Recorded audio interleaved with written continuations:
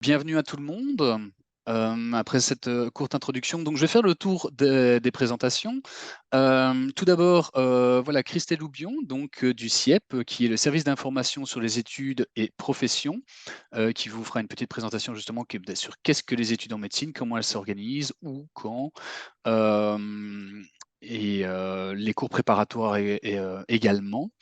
Hem Pauline Depré et Caroline Joniot de l'ARES, l'Académie de recherche et d'enseignement supérieur, qui est l'organisme qui gère et organise le désormais concours d'entrée en médecine et dentisterie. Donc, elles vous présenteront un peu les modalités de ce concours. Donc, je sais qu'il y a eu énormément de questions et d'inquiétudes. Nous y répondrons sur ce concours qui est, comme vous le savez tous, en nouveau format par rapport aux années précédentes qui était un examen. Et nous avons également Valentine Guan, qui est une étudiante de Master 2 de l'UCL, voilà, qui nous fera part de son parcours personnel, qui est assez révélateur enfin un exemple parmi d'autres bien sûr, mais assez révélateur de ce que peut être un parcours en médecine et le fait qu'il faut persévérer, ne pas s'arrêter forcément. Valentine a connu le format examen d'entrée, elle pourra vous en toucher en mots également. Et en plus, elle a eu le plaisir, Pauline et Caroline, d'être une de vos surveillantes pour le concours de cette année, si je ne me trompe pas. Valentine, c'est bien cela? Voilà. Donc, comme ça, la boucle est bouclée. Enfin, donc les médecins ici présents, donc le docteur Philippe Deleuze, radiologue et directeur médical de l'hôpital de Marche en Famenne. Le docteur Justine Perdance, médecin généraliste sur la commune de Chigny, dans le sud de la province de Luxembourg, médecin généraliste solo. Et enfin, le docteur Christian Guyot, médecin généraliste à Auton, dans le nord de la province de Luxembourg. Voilà. Moi, je suis Laurent Dutrieux, je suis chargé de communication pour le cercle de médecine générale MG Lux. Donc, les médecins généralistes sont organisés en ASBL, en cercle en fait, pour leur propre organisation. Et je suis également employé par la province de Luxembourg qui organise avec Vivalia cette séance d'information. Voilà. Donc, sans plus attendre, je vais me tourner vers les médecins qui sont finalement nos vedettes du jour, si je puis dire, puisqu'il y a eu énormément de questions sur le métier, bien entendu, c'est de cela qu'il s'agit. Et je vais d'abord me tourner honneur aux dames, Justine. Alors, beaucoup finalement de participants me posaient la question, mais finalement, qu'est-ce que c'est le métier de médecin au jour le jour? En quoi cela consiste exactement? Quel est ton quotidien, si je puis dire? Mais donc, je vais peut-être déjà me situer. Donc, Oui, je suis bien diplômée en sûr. 2010. Donc, je suis médecin solo avec mon mari qui est mon secrétaire et j'ai 3 enfants. Je suis dans une région rurale, donc une zone qu'on appelle en pénurie. Et j'ai fait le choix de faire la médecine générale pour on va dire, un peu toucher à tout en médecine et suivre les patients vraiment de la naissance jusqu'à la fin de vie. Et je suis très contente de ce choix parce qu'effectivement, ça fait partie de mon quotidien de faire tant de la pédiatrie que de la médecine interne, que de la gynécologie, que des petites urgences, que de la gériatrie, que de l'accompagnement de fin de vie, donc des soins palliatifs. Le fait d'être en pratique solo et en région rurale me permet de bien connaître ma patientèle et de parfois avoir 4 générations d'une même famille au sein de ma patientèle. Ça me permet d'offrir une certaine disponibilité aux patients et de pouvoir gérer quasi toutes les situations en lien avec leur santé tout au long de leur parcours médical, on va dire, et leur parcours de vie, parce que quelque part, on accompagne les patients dans leur parcours de vie. Et donc, voilà, je trouve que c'est un métier passionnant au quotidien, intense, mais Alors, passionnant. le métier de médecin généraliste est un métier qui est très très en contact avec les patients. Vous êtes vraiment le médecin référent, le médecin, voilà, vraiment comme on dit, le médecin de famille, hein, c'est clairement le terme, et c'est encore plus vrai dans les milieux ruraux où il y a vraiment cette proximité, comme tu le soulignes, avec les familles. Les médecins spécialistes, je me tourne vers Philippe, les médecins spécialistes aussi en milieu rural ont une spécificité. Bon, déjà, c'était un autre métier, mais pas tant que cela. En milieu hospitalier, mais il y a une proximité avec les patients également et des spécificités au milieu rural.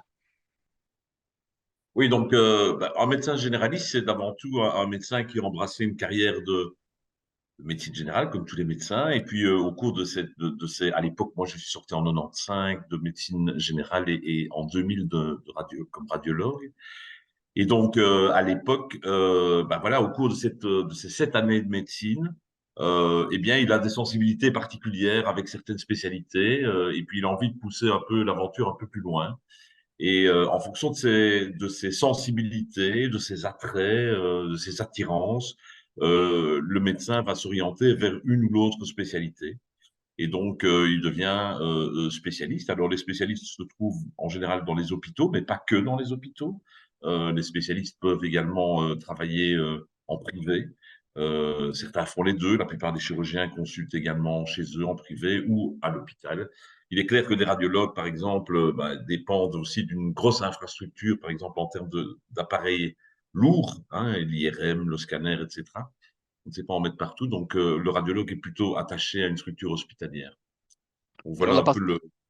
tout à fait. Et la particularité aussi, bon, ici, moi, je parle au niveau de la province de Luxembourg, et une des forces, en tout cas, on le revendique comme tel, c'est la proximité de la première ligne, ce qu'on appelle la première ligne de soins, en fait, qui est la médecine générale, les infirmières, les kinés, les psychologues. Ici, je vais parler de la médecine générale et de la deuxième ligne de soins, qui sont les hôpitaux. Et il y a une certaine proximité, une certaine connivence par le fait qu'on se connaît. On n'est pas 1000 sur le territoire. On est peut-être moins nombreux, mais en tout cas, on se parle, on s'entraide. Oui, tout à fait. Donc le lien entre la deuxième ligne, donc la médecine dite spécialisée, et la première ligne, il est d'autant plus fort que les structures ne sont pas gigantesques. J'entends par là, par exemple, bon, moi j'ai travaillé pas mal de temps aussi, enfin j'ai fait toute ma formation au CHU de Liège. Euh, les spécialistes du CHU de Liège ont des rapports relativement fin et fragile avec la première ligne, et nos rapports sont beaucoup plus importants dans des structures entre guillemets rurales ou avec des entités telles que l'hôpital de Marche, par exemple, pour ne pas le citer puisque je m'occupe de l'hôpital de Marche, qui comporte à peu près 200 lits, un peu plus de 200 lits. Et donc les liens sont d'autant plus forts avec les médecins de première ligne, ce qui est plus, pour moi, très important. Alors, beaucoup de questions nous ont été posées sur deux aspects du métier. La première, c'est la difficulté du métier. On sait que bah, voilà, on a des zones en pénurie et on parle beaucoup, le métier de médecin défraie l'actualité régulièrement. Donc, il y a ce côté, est-ce qu'on peut préserver un équilibre vie familiale, vie privée?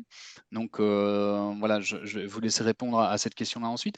Et il y a finalement un lien à faire aussi avec, ben voilà, est-ce que vous êtes toujours, est-ce que toujours, finalement, c'est une question de feu sacré. C'est une question qui revient souvent d'ailleurs, même au sein de la profession même, c'est le feu sacré du médecin.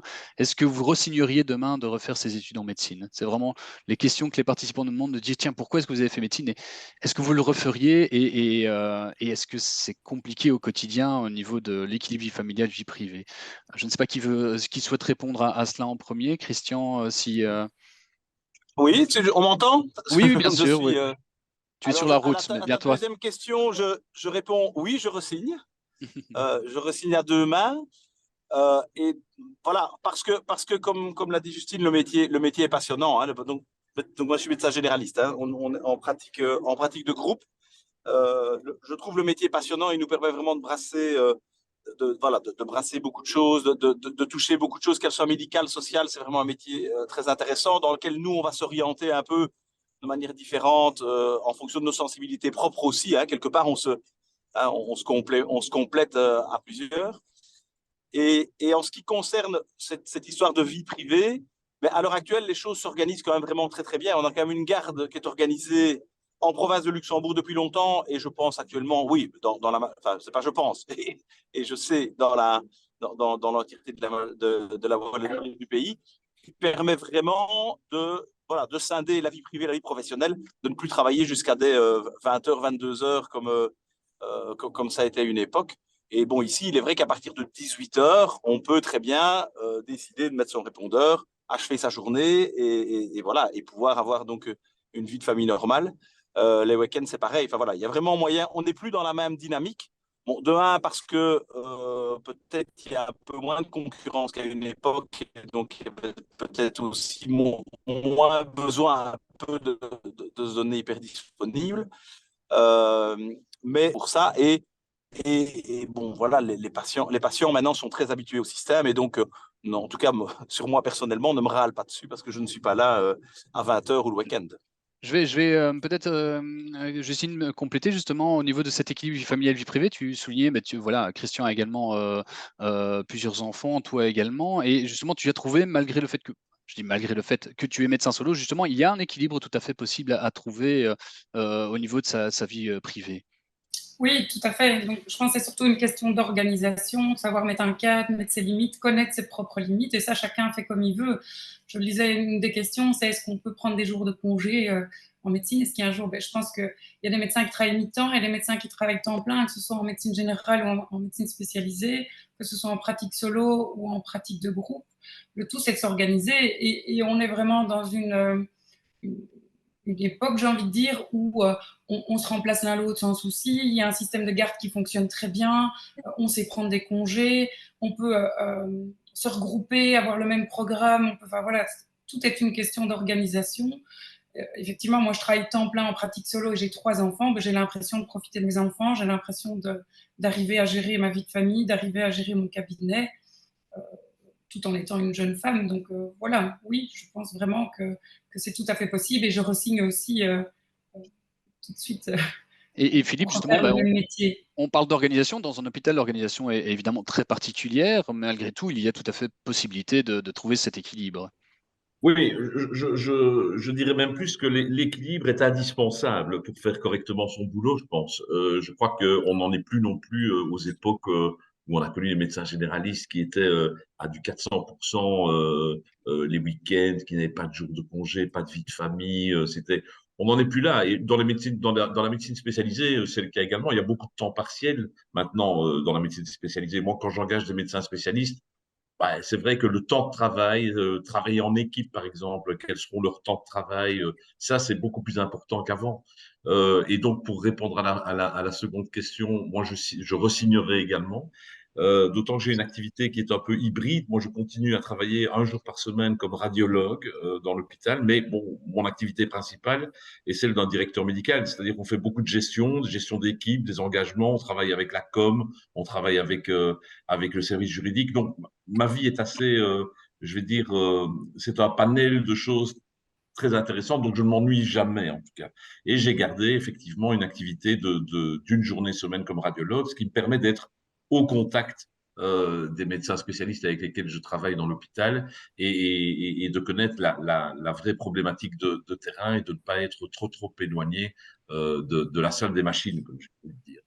Je vais rebondir sur un élément que Christian a souligné, c'est que le métier de médecin fait appel à différentes compétences. Et justement, il y avait une question qui demandait, mais tiens, est-ce que le métier de médecin est uniquement en rapport au corps humain? Alors, je ne sais pas qui souhaite répondre. Christian a déjà donné un élément. Peut-être Philippe. Oui, Philippe a déjà répondu un peu. Ou Justine, oui.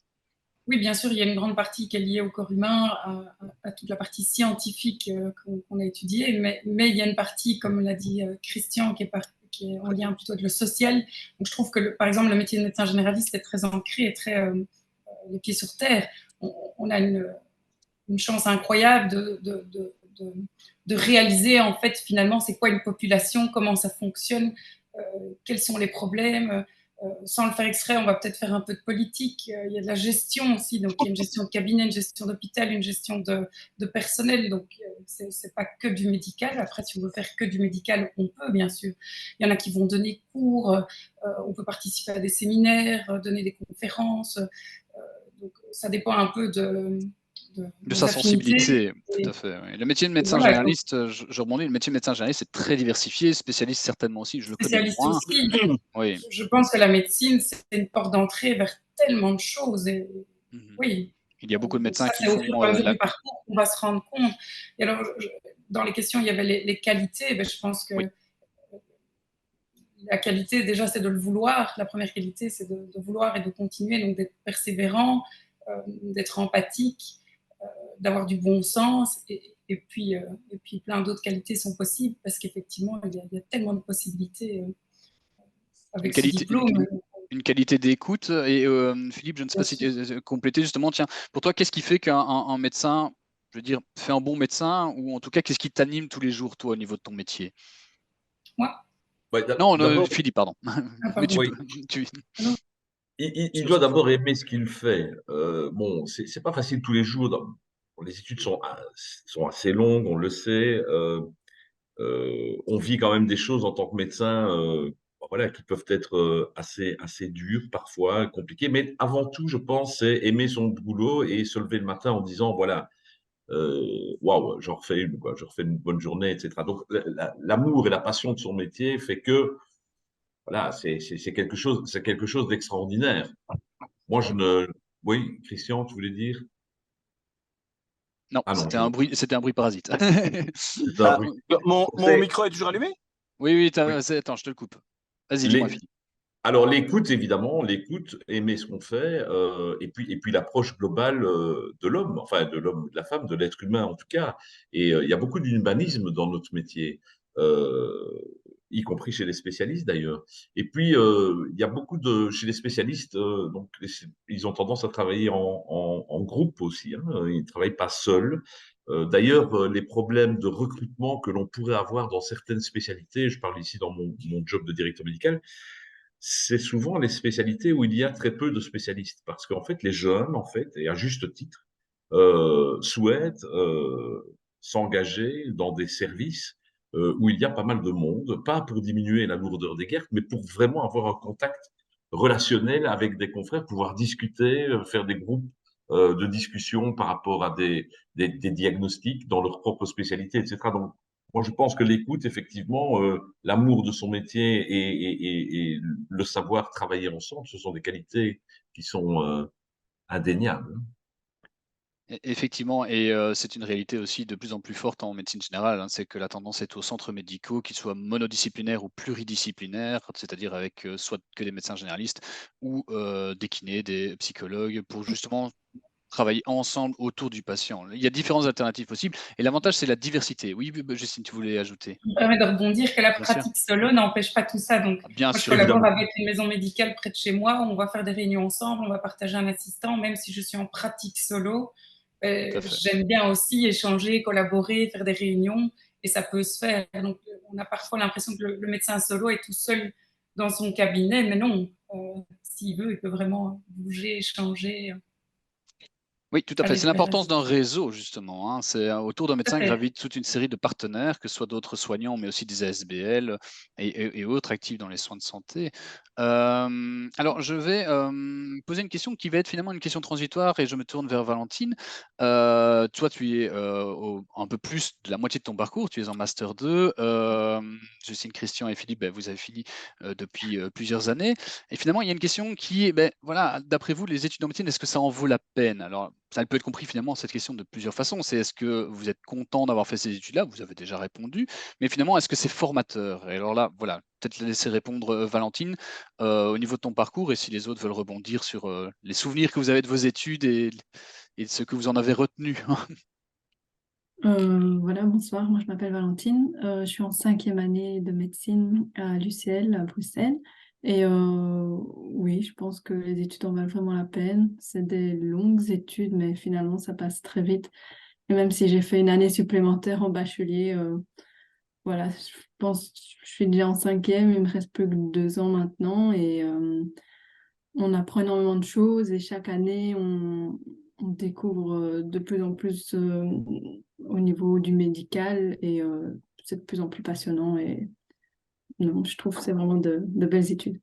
Alors justement, tu as un parcours assez significatif, puisque tu le soulignais, tu as donc fait d'abord l'examen d'entrée. Alors peut-être nous Oui. parler justement de ce parcours, je veux dire, depuis le début. Qu'est-ce qui t'a motivé tout d'abord à faire médecine?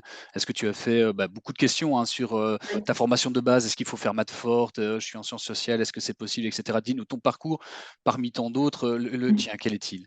Donc, moi, mon parcours, donc j'ai fait des humanités, maths fortes, sciences fortes. Et parce que j'ai toujours été passionnée par les sciences. Et donc, au début, je me suis beaucoup questionnée sur quelles études scientifiques je voulais entreprendre. J'ai même hésité avec vétérinaire, sciences biomédicales, bio-ingénieur et tout ça. Ce qui m'a permis un peu de m'orienter, c'est de faire des journées aux côtés de professionnels, dans justement une journée aux côtés d'un vétérinaire, puis une semaine de volontariat à la clinique à Arlon. Et finalement, c'est vraiment voilà, le côté humain qui m'a vraiment attirée. Donc, les sciences et l'humain. Et finalement, c'est la médecine que j'ai choisie. Et donc ensuite, j'ai passé l'examen d'entrée au mois de juillet que j'ai raté et j'ai décidé de persévérer et de le repasser au mois d'août et je l'ai réussi. Et puis après une première année à Namur qui n'a pas été une réussite, j'ai quand même décidé de continuer et finalement tout s'est bien passé par la suite. Et par rapport à cela, je pense que c'était vraiment une méthode de travail que j'ai dû moi-même trouver pour m'adapter entre les secondaires et l'université. Ça, Christelle pourra nous en parler justement au niveau du CIEP, l'importance de la méthodologie de travail. Il y a des séminaires. Les universités elles-mêmes donnent des cours en termes de méthodologie, qui est une méthode d'étude tout à fait spécifique à l'université, qui n'a peu à voir avec les études de secondaire. Il y a beaucoup de questions évidemment sur voilà, même quelque part, le parallèle déjà avec le métier de médecin, c'est est-ce qu'on a encore une vie sociale quand on fait des études en médecine qui sont réputées très compliquées. Voilà, toi, au niveau de ton équilibre, si je puis dire, comment est-ce que tu t'organises? Mais je pense, comme disaient précédemment les différents médecins, je pense que c'est vraiment une question d'organisation. Il faut être bien organisé, se mettre un temps d'études chaque jour, mais c'est pas pour autant qu'on ne peut plus voir sa famille ni ses amis. Loin de là, je pense que c'est important de trouver son équilibre et de garder du lien social en dehors de ses études. Sinon, je veux dire, c'est très compliqué. Et donc, moi, je pense qu'il est tout à fait possible de garder une vie sociale à côté de ses études, mais tout en sachant que ce sont des études difficiles et qu'il faut s'investir, que c'est vraiment un investissement à long terme et que parfois on verra des copains qui font d'autres études, qui pourront faire d'autres choses que nous ne pourrons pas faire. Mais je pense que ce sont des sacrifices qui en valent la peine. Et voilà. Alors, il y a beaucoup de questions très concrètes qui demanderaient beaucoup d'heures de réponses que l'on n'a pas, notamment combien d'heures d'études sont à prévoir par jour. Alors bon, ça dépend les jours déjà, ça dépend les périodes, les stages et les années. Je te laisserai compléter cela. Mais alors, est-ce que la première année est la plus difficile par rapport aux autres? Ça, c'est aussi une question qui nous a été posée. Je pense que la première est difficile parce qu'il faut vraiment trouver sa méthode. Il faut appréhender une énorme quantité de matière, mais je ne pense pas que c'est la plus dure. Mais je pense que chaque année, on acquiert des compétences qui fait qu'on sait aborder l'année supérieure de mieux en mieux. Et finalement, on habitue aussi notre cerveau à étudier une grande quantité de matière qui fait que finalement, un syllabus de 100 pages va nous paraître une montagne en bac 1 et ce sera facile en master 1. Voilà. Oui, j'allais dire que la première année, c'est peut-être pas la plus difficile, mais elle est particulière quand même parce que c'est vraiment une année de transition entre d'une part la vie qu'on avait au collège ou en réto et puis on bascule vers quelque chose qui est totalement différent. Pour ma part, moi, c'est l'année que j'ai doublé à l'époque. Parce que sans doute ma vie sociale était trop importante en première, il y avait beaucoup de guindailles, etc. Et je venais d'un collège non mixte, pour ne pas le citer, à Liège, ça servait. Et puis je suis arrivé dans un milieu qui était mixte, et c'était la première fois que j'avais des cours avec des filles, quoi. Je veux dire, c'était assez particulier. Donc ça, il faut pouvoir le gérer aussi, parce que c'est un changement qui est relativement important. Et donc, il faut pouvoir travailler seul aussi, vivre seul pour ceux qui cotent, etc. Donc, c'est vraiment, il y a beaucoup de changements dans cette première année et qui est une année pour moi charnière, qui n'est pas plus dure qu'une autre, mais qui est importante. C'est une réalité en fait dans l'ensemble des études. De toute Ouais, ouais. façon, j'ai fait fil aux lettres et la réalité est celle-ci aussi.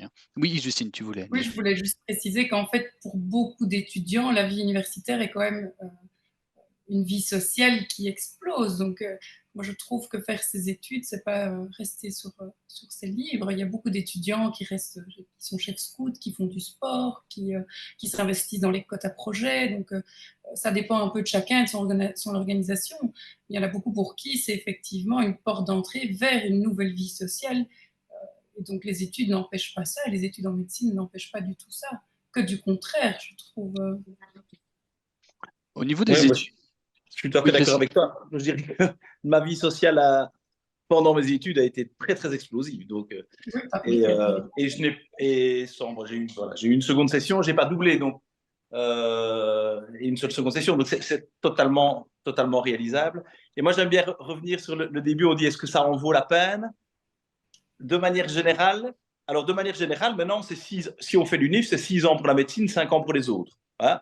Si on fait la médecine générale, on a 3 ans supplémentaires de spécialisation. Et si on fait une spécialité entre 4 et 6 ans, je pense, mais ces années de spécialisation, on gagne sa vie. Donc, on est déjà dedans. Voilà, on travaille. Et on travaille, on gagne sa vie. 5 ans ou 6 ans. Et puis derrière ça, quand on a envie, quand on aspire à une profession, est-ce que c'est les... Alors, c'est vrai qu'à 18 ans, on se dit peut-être, c'est long, mais est-ce que c'est ces quelques années, enfin, je crois que ça vaut vraiment la peine de se dire, il faut se donner ces quelques années pour pouvoir arriver à ce qu'on a envie de faire. Et je crois que c'est ça qui est important aussi. De toute façon, je rejoins ce que Philippe, je me souviens très bien de Philippe qui expliquait l'an dernier que de toute façon, se lancer dans les études en médecine et ne pas aimer apprendre, c'est déjà raté, quelque part. Philippe, tu témoignais l'an dernier, c'est un métier qui se forme quotidiennement. Oui, et un médecin, qu'il soit généraliste ou spécialiste, c'est jusqu'à la fin de sa vie qu'il apprend. Et bon, il va chercher, il va discuter, il assiste à des choses, il est en perpétuelle réflexion. Donc voilà, c'est pas figé, quoi. Donc, mais c'est vrai que la connaissance et l'apprentissage des choses, c'est quelque chose qui fait partie de notre quotidien, quoi.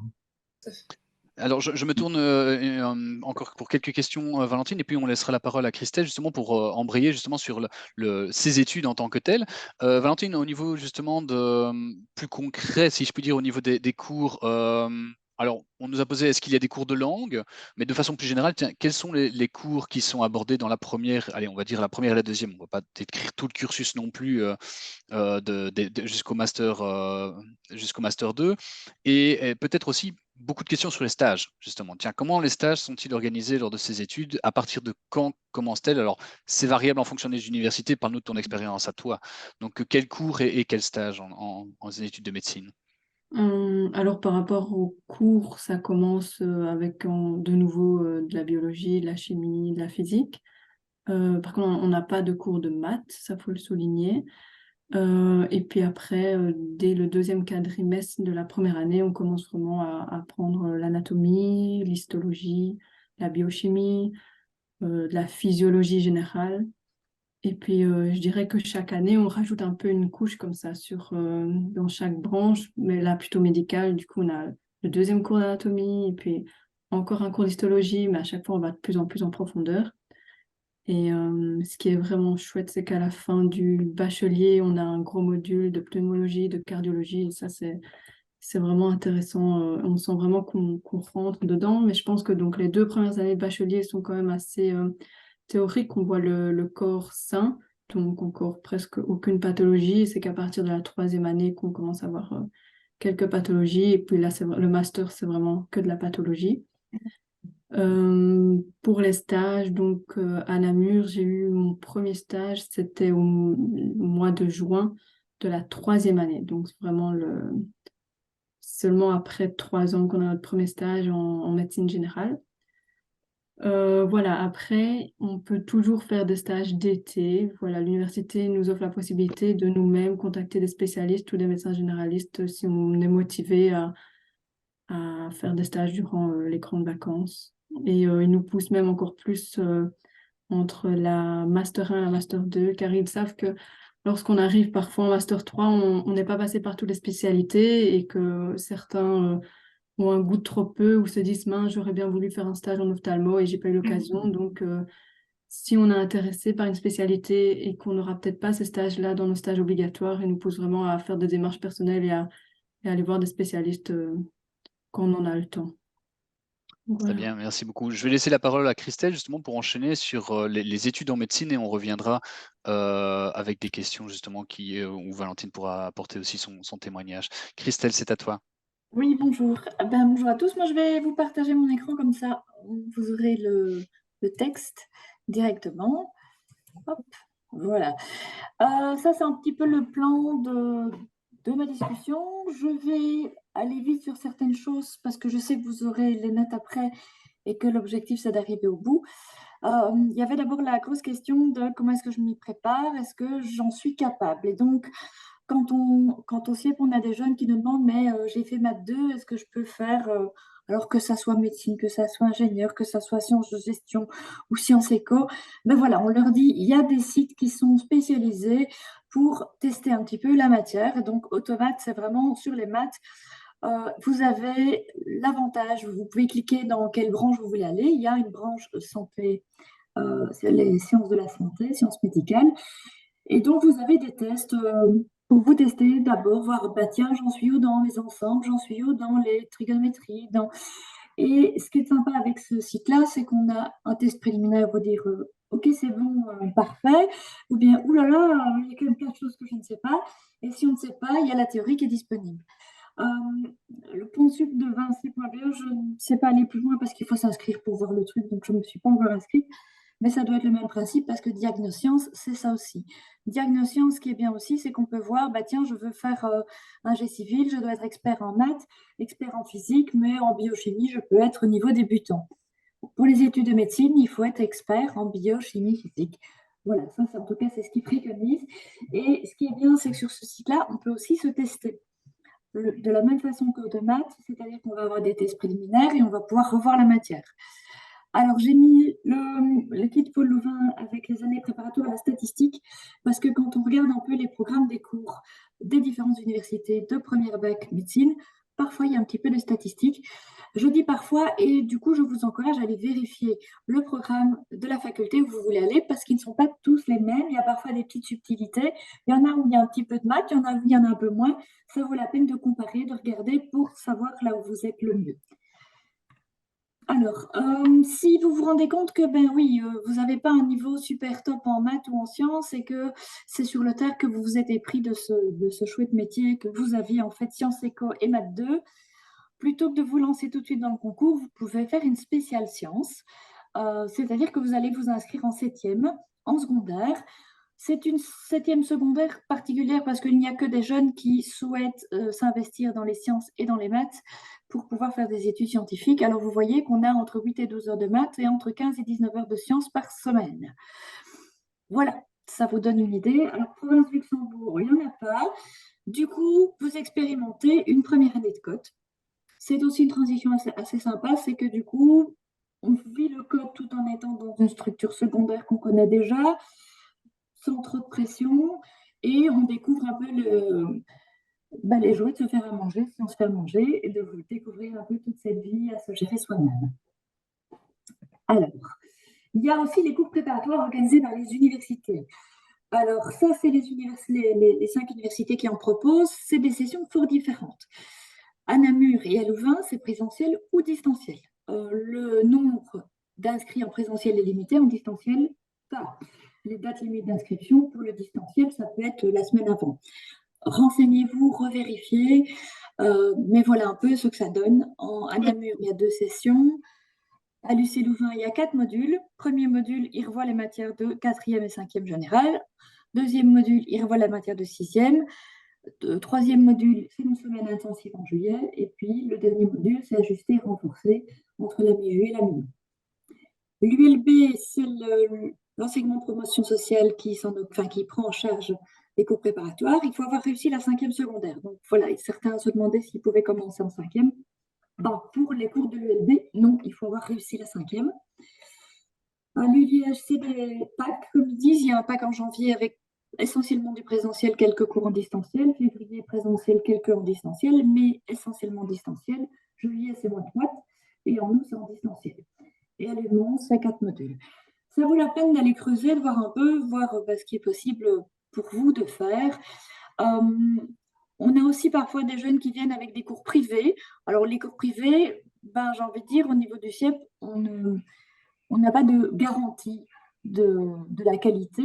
Dans les privés, il y a des très bons et dans les privés, il y a des très chers. Donc, faites-vous votre propre idée si vous avez envie de passer un cours privé. Voyez ce qui vous correspond le mieux. De manière générale, j'ai envie de dire, personne ne peut vous garantir une réussite dans le concours.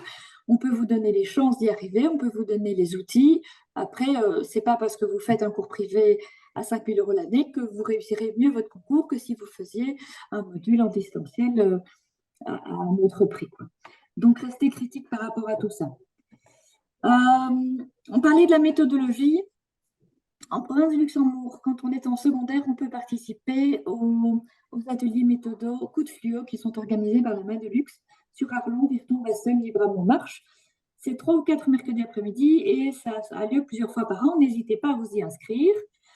Pour ceux qui viennent de la région liégeoise, le CIEP organise un atelier méthodo 3 fois 3 heures pendant les vacances scolaires. Et à Moucron, donc ça c'est un petit peu plus loin pour chez nous, mais ils donnent des outils pour faciliter l'étude de la mémorisation, 3 heures sur un mercredi après-midi. Ils l'organisent plusieurs fois par an. La première date, c'est le 4 octobre. Nous, à Libramont, quand on a des jeunes qui nous questionnent un peu sur la méthode de travail, on dit, ben voilà, nous on a lu le bouquin La méthode LOL. Moi, je le trouve très chouette parce qu'il n'y a pas trop de trucs à lire, il y a beaucoup d'images, c'est assez sympa. Il y a une petite chouette assez sympathique qui nous guide tout au long du jeu. Et ce bouquin nous aide aussi à trouver quelle est la méthode de travail. Moi, je l'ai découvert il y a 3 ans, ma méthode de travail. Alors, j'ai réussi mes études sans méthode de travail efficace. J'ai passé un peu plus de temps. Donc, ce n'est pas parce que notre méthode n'est pas hyper efficace qu'on ne peut pas réussir. Par contre, il faut investir un peu plus dans le temps parce que c'est moins efficace et donc il faut prendre plus de temps. Au niveau du cursus, eh bien voilà, il y a un bac de transition, 180 crédits, 60 crédits par an, donc 3 ans. Puis il y a un master, 180 crédits, 3 ans. Et puis on a les masters de spécialisation de 60 crédits à 360 crédits en fonction de la spécialité que vous souhaitez. Le bac de transition se fait à l'ULB, à l'UC Louvain, à Woluwe, à l'ULiège, à l'UMONS et à l'UNAMUR. Le master, c'est l'ULB, l'UC Louvain, à Woluwe, l'ULiège. Et les spécialisations, c'est de nouveau ces 3 universités-là. Alors, il y a moyen aussi de se former à l'étranger. Maintenant, si vous voulez vous former à l'étranger, attention que votre diplôme de réto, il est valable, votre CESS, il est valable en Belgique, donc il faut une équivalence. Donc, il y a des moyens d'avoir des cours à l'étranger. Au Luxembourg, par exemple, il faut que vous ayez fait les démarches pour l'équivalence de votre CESS vis-à-vis du Luxembourg. Et quand vous viendrez, j'ai envie de dire que ce sera pareil, il faudra faire l'équivalence du diplôme pour pouvoir travailler en Belgique. On peut vous donner les infos au CIEP si vous voulez, je ne vais pas rentrer dans plus de détails. Alors, voilà, ici je vous ai nommé les masters de spécialisation et la médecine transfusionnelle. Je vous les laisse lire. Vous verrez qu'après ça devient un peu plus petit parce qu'il y a un peu plus de masters de spécialisation en 5 ans ou en 6 ans. Et alors, une des dernières nouveautés, c'est la réforme du décret paysage où, en gros, mais maintenant, vous avez 2 ans pour réussir vos 60 crédits de la première DAC. Donc, ça, c'est un petit info pour que vous puissiez voir, bah, tiens, est-ce que je dois recommencer, est-ce que je peux ou pas. On a eu beaucoup cette année de jeunes qui se sont fait un peu, je vais dire piégés, par la perte de finançabilité parce qu'ils n'ont pas pris assez de temps pour réfléchir à leur orientation, voire à questionner la réorientation possible dès qu'ils sentaient que ça ne se passait pas trop bien. Donc faites attention, il n'y a pas de... Je ne vous dis pas qu'il faut vous orienter, je vous dis simplement réfléchissez à vers quoi vous allez, faites-le consciemment et pas au hasard en disant « Oh, ça a l'air chouette être médecin, je vais passer le concours et hop, je me lance. » Voilà. Alors, envie d'en savoir plus. On a, comme M. Dustrieux vous l'a dit tantôt, possibilité de vous donner un coup de pouce pour savoir préparer les rencontres avec le professionnel. Qu'est-ce que je lui demande comme question? Il ne faut pas hésiter à les appeler, ça leur fera plaisir que vous y pensez à eux. Vous pouvez aussi relire les descriptions de métier. Donc, sur le site métier, on a vraiment décrit 1265 métiers, dont toute une série de la pratique médicale. Ça vous permet de vérifier que votre idée est la bonne. On a édité une petite brochure, elle sort d'ici 3 semaines, je l'aurai en poche. Code, comment trouver un logement étudiant sur les différentes villes. On a toute une série d'astuces, des astuces au niveau législation aussi, si je dois rendre mon code alors que j'avais prévu de l'avoir et que ça fait juste 3 semaines que j'ai signé mon contrat, comment est-ce que je peux casser mon contrat de bail alors que je l'ai signé? On a des ressources, alors on ne vous dit pas comment faire, on vous dit si vous avez des questions de ce niveau-là, vous n'êtes pas tout seul, vous pouvez vous faire aider. Et au CIEP, on peut aussi vous donner les adresses des établissements et vous expliquer comment trouver les programmes de cours. Voilà.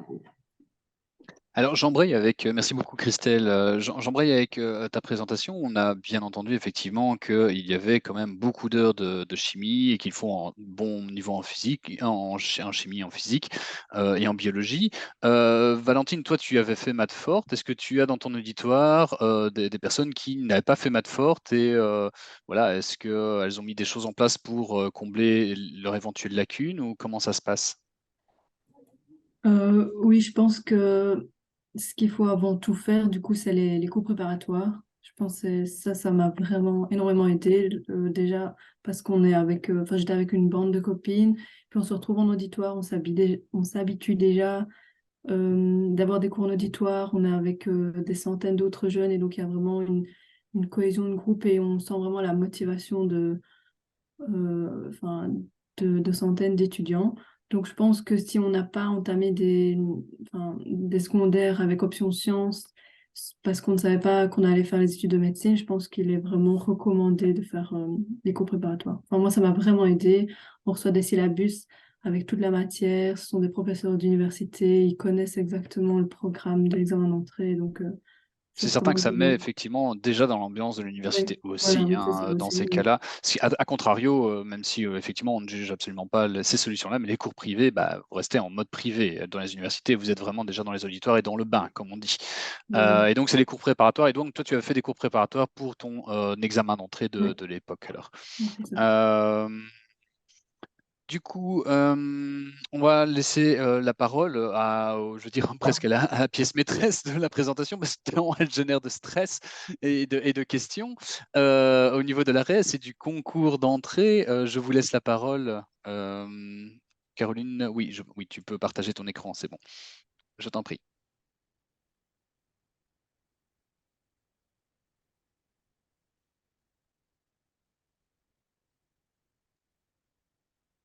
Voilà, tu as ton micro qui est coupé, Caroline.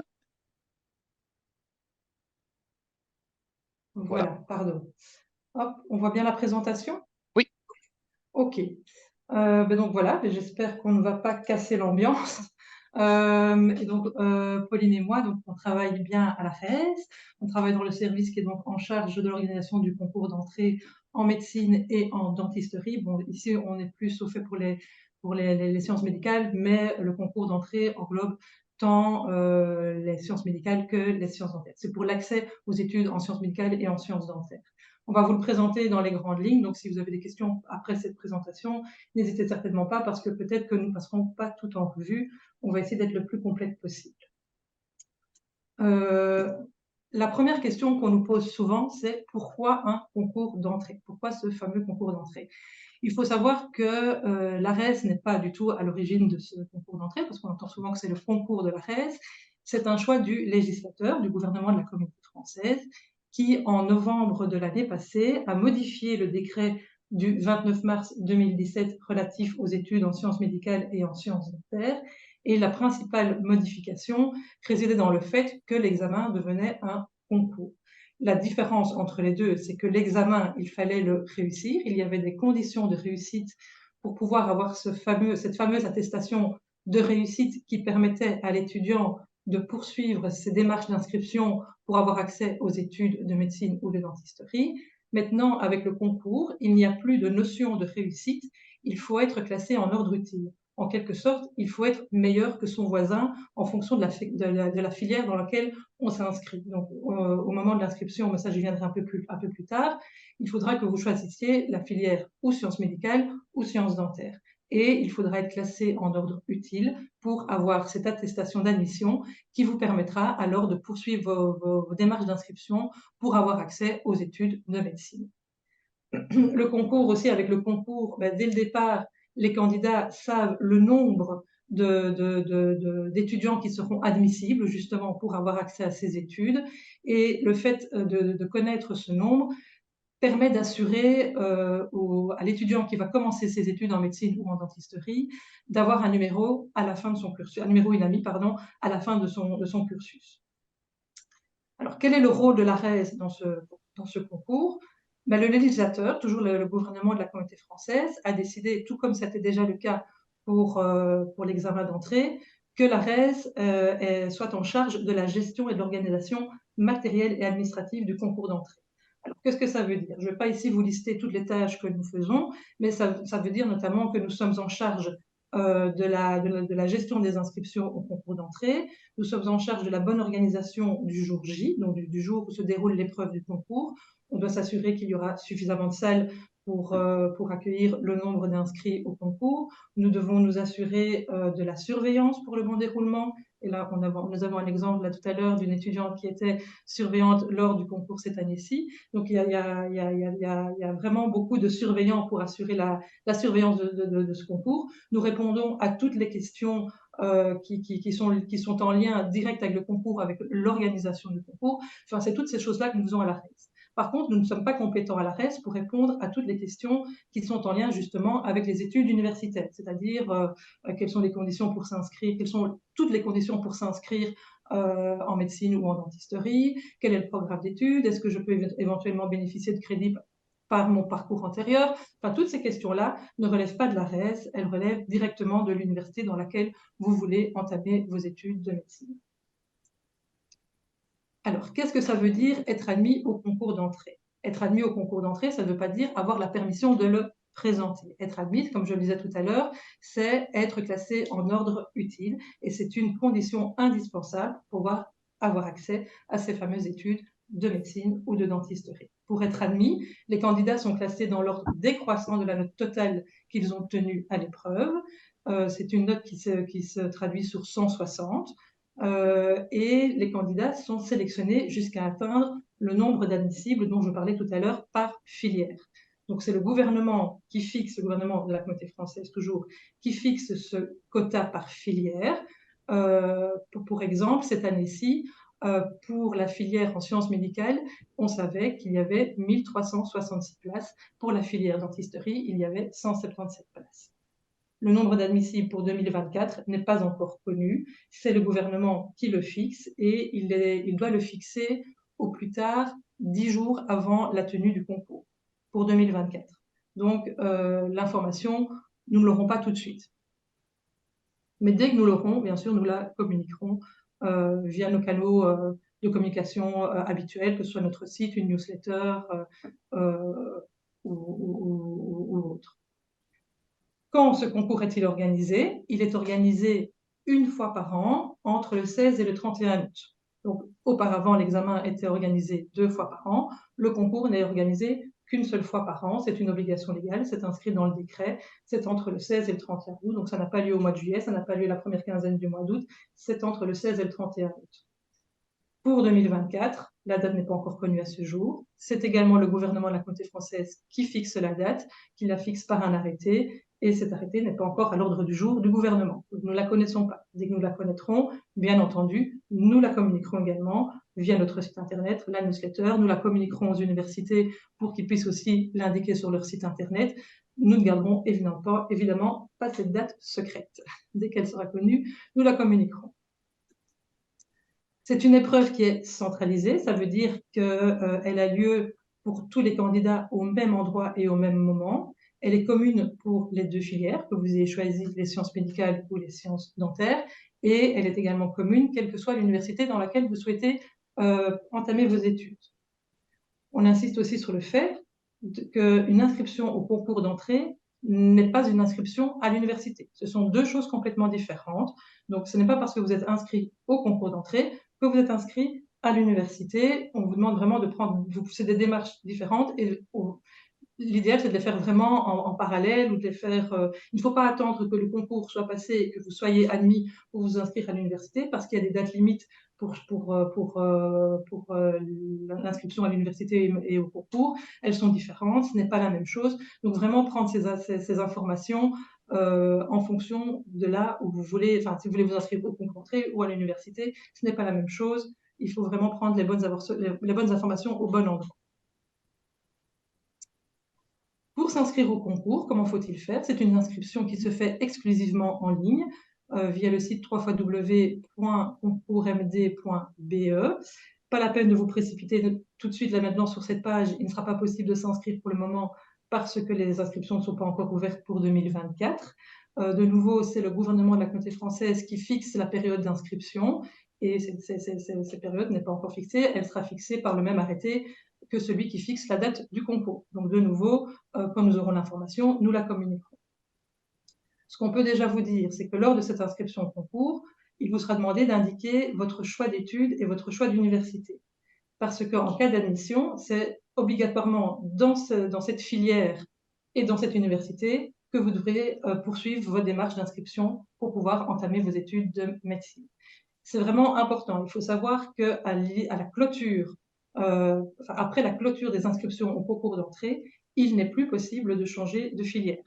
Je vous le dis parce que bien souvent, nous avons encore eu le cas cette année-ci, nous avons des candidats heureux qui ont été admis au concours, qui avaient choisi à la base sciences médicales et qui tout d'un coup se disent que finalement non, ils feraient plutôt bien les sciences dentaires. Ce ne sera pas possible de changer de filière tout simplement parce qu'il y a 2 classements comme je vous l'expliquais tout à l'heure. Donc au moment de la délibération, le jury va faire un classement pour la filière sciences médicales et pour la filière sciences dentaires. Ce sont 2 classements qui sont complètement indépendants l'un de l'autre. Et ce n'est pas parce que vous avez été admis en sciences médicales que pour autant vous auriez été admis en sciences dentaires. Parce que ce sont 2 classements complètement différents. Et donc les notes ne sont pas, enfin la note totale ne correspondra peut-être pas dans un classement par rapport à un autre. Et vous ne serez peut-être pas équivalent enfin voilà. Donc à partir du moment où on a choisi sa filière, on ne sait plus y changer après la clôture des inscriptions au concours. Vous seront aussi demandé au moment de l'inscription, c'est si vous êtes un étudiant avec le statut d'étudiant résident ou le statut d'étudiant non résident. Comme vous le savez, les études de médecine sont des études contingentées, elles sont donc conditionnées pour y avoir accès, et elles le sont d'autant plus si vous êtes étudiant non résident.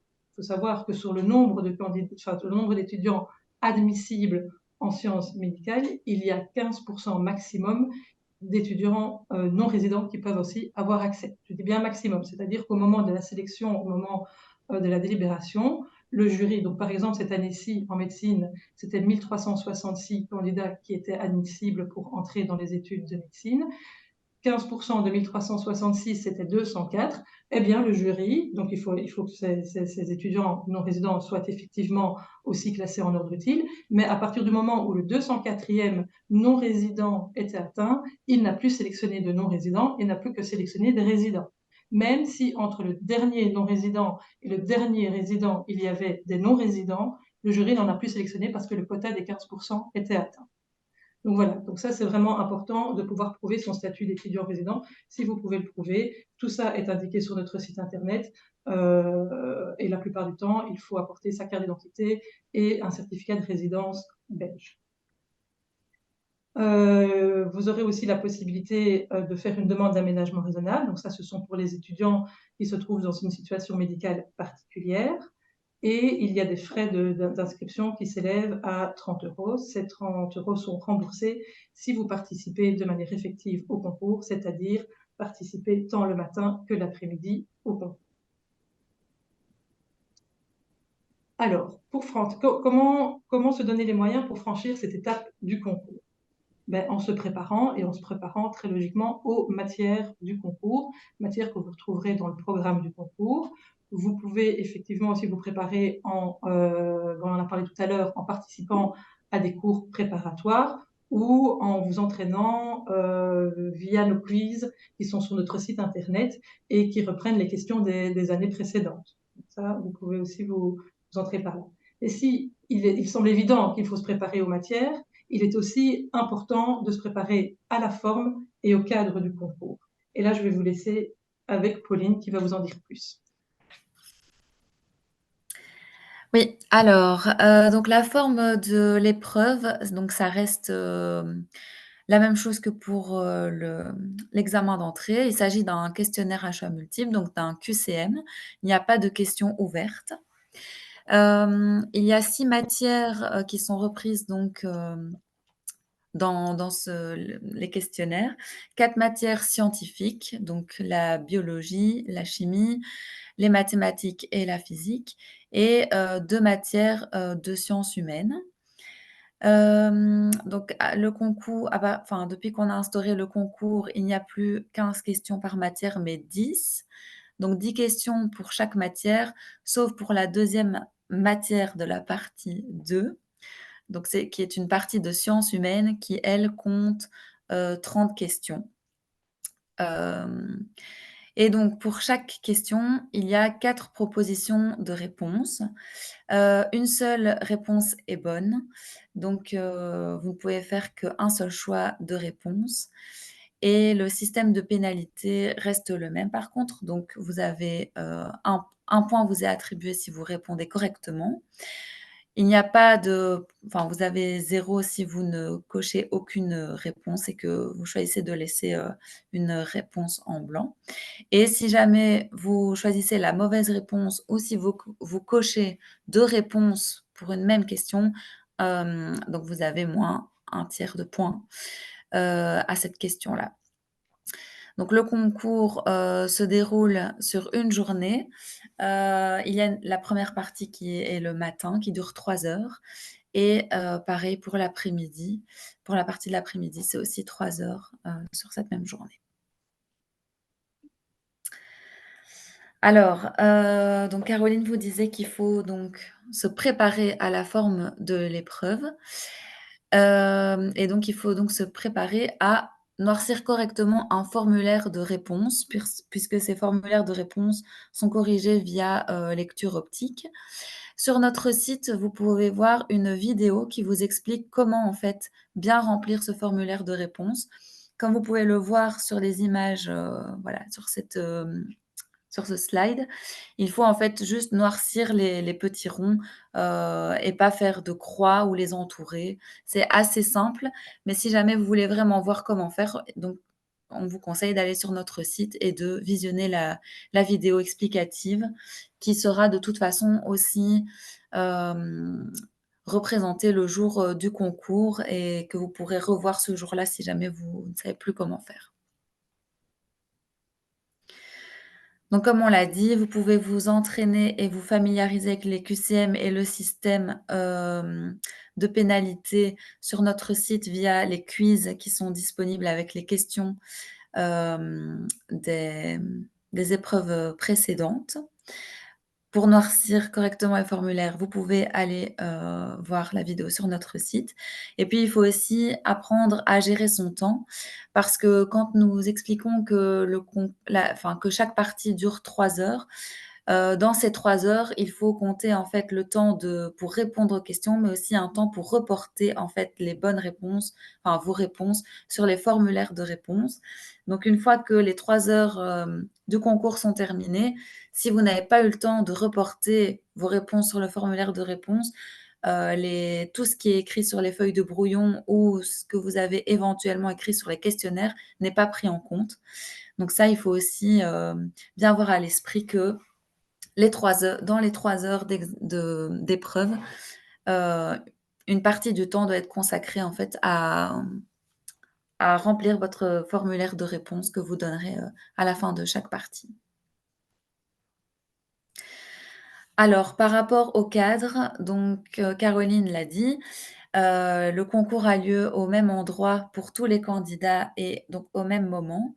Et on peut déjà vous dire qu'on sait qu'il se déroulera encore sur le site de Bruxelles Expo en 2024. Une semaine avant donc le jour de l'épreuve, vous recevrez sur le compte que vous aurez créé lors de votre inscription au concours une convocation. Et c'est sur cette convocation que sont reprises des informations qui sont relatives à votre lieu de passage. Donc le numéro de bloc et de place. Vous aurez un petit plan aussi qui vous permettra de savoir par où vous devez accéder en fonction de si vous venez en métro, en voiture, jusqu'au Ezel.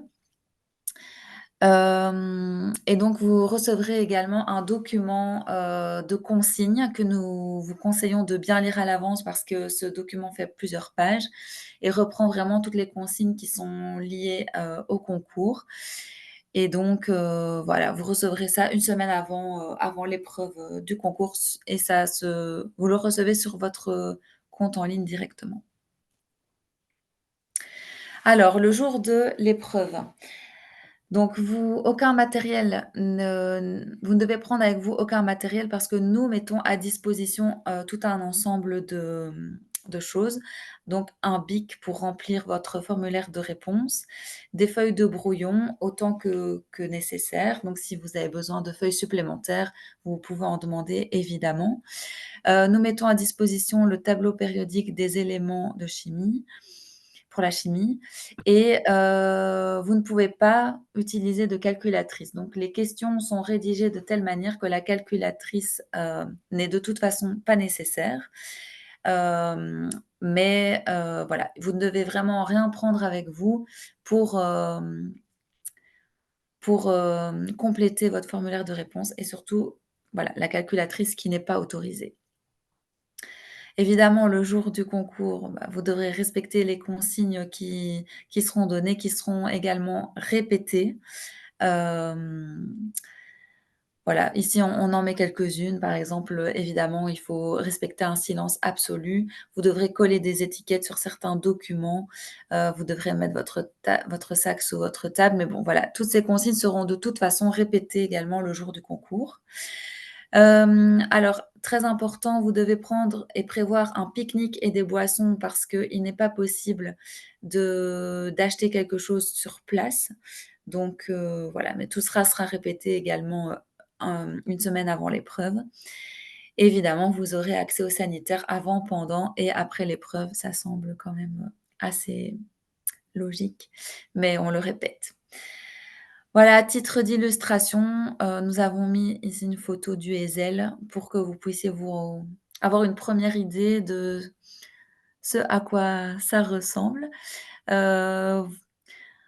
C'est très, très grand, donc c'est assez impressionnant. Donc ça, c'est aussi, ça fait aussi partie un peu de la préparation, de pouvoir se rendre compte que ce concours a lieu dans une énorme salle et ça, c'est encore qu'un seul palais, par rapport à ce qu'on a l'habitude d'organiser. Donc parfois, on utilise 3 palais. À titre d'exemple, en 2023, il y avait 2 salles, 2 palais, donc 2 salles comme ça qui étaient utilisées pour, tous les candidats. Voilà, en résumé, si vous voulez, enfin voilà, tout ce qu'on vient de passer en revue ensemble se trouve en fait, pour l'instant sur notre site, à part évidemment les dates que nous ne connaissons pas encore, comme la date du concours en 2024 et la date d'ouverture des inscriptions. Mais un ensemble, d'informations est déjà disponible sur notre site. C'est également sur notre site que vous trouverez l'adresse pour vous inscrire une fois que les inscriptions seront ouvertes. Si vous voulez être tenu informé de toutes les informations que nous connaîtrons au fur et à mesure, vous pouvez vous abonner à notre mailing list et évidemment, si jamais vous voulez, si vous avez une question, n'hésitez pas à nous contacter, par mail. Nous essayons de répondre, dans les plus brefs délais. Merci beaucoup. Hop, je vais remettre tout le monde face caméra.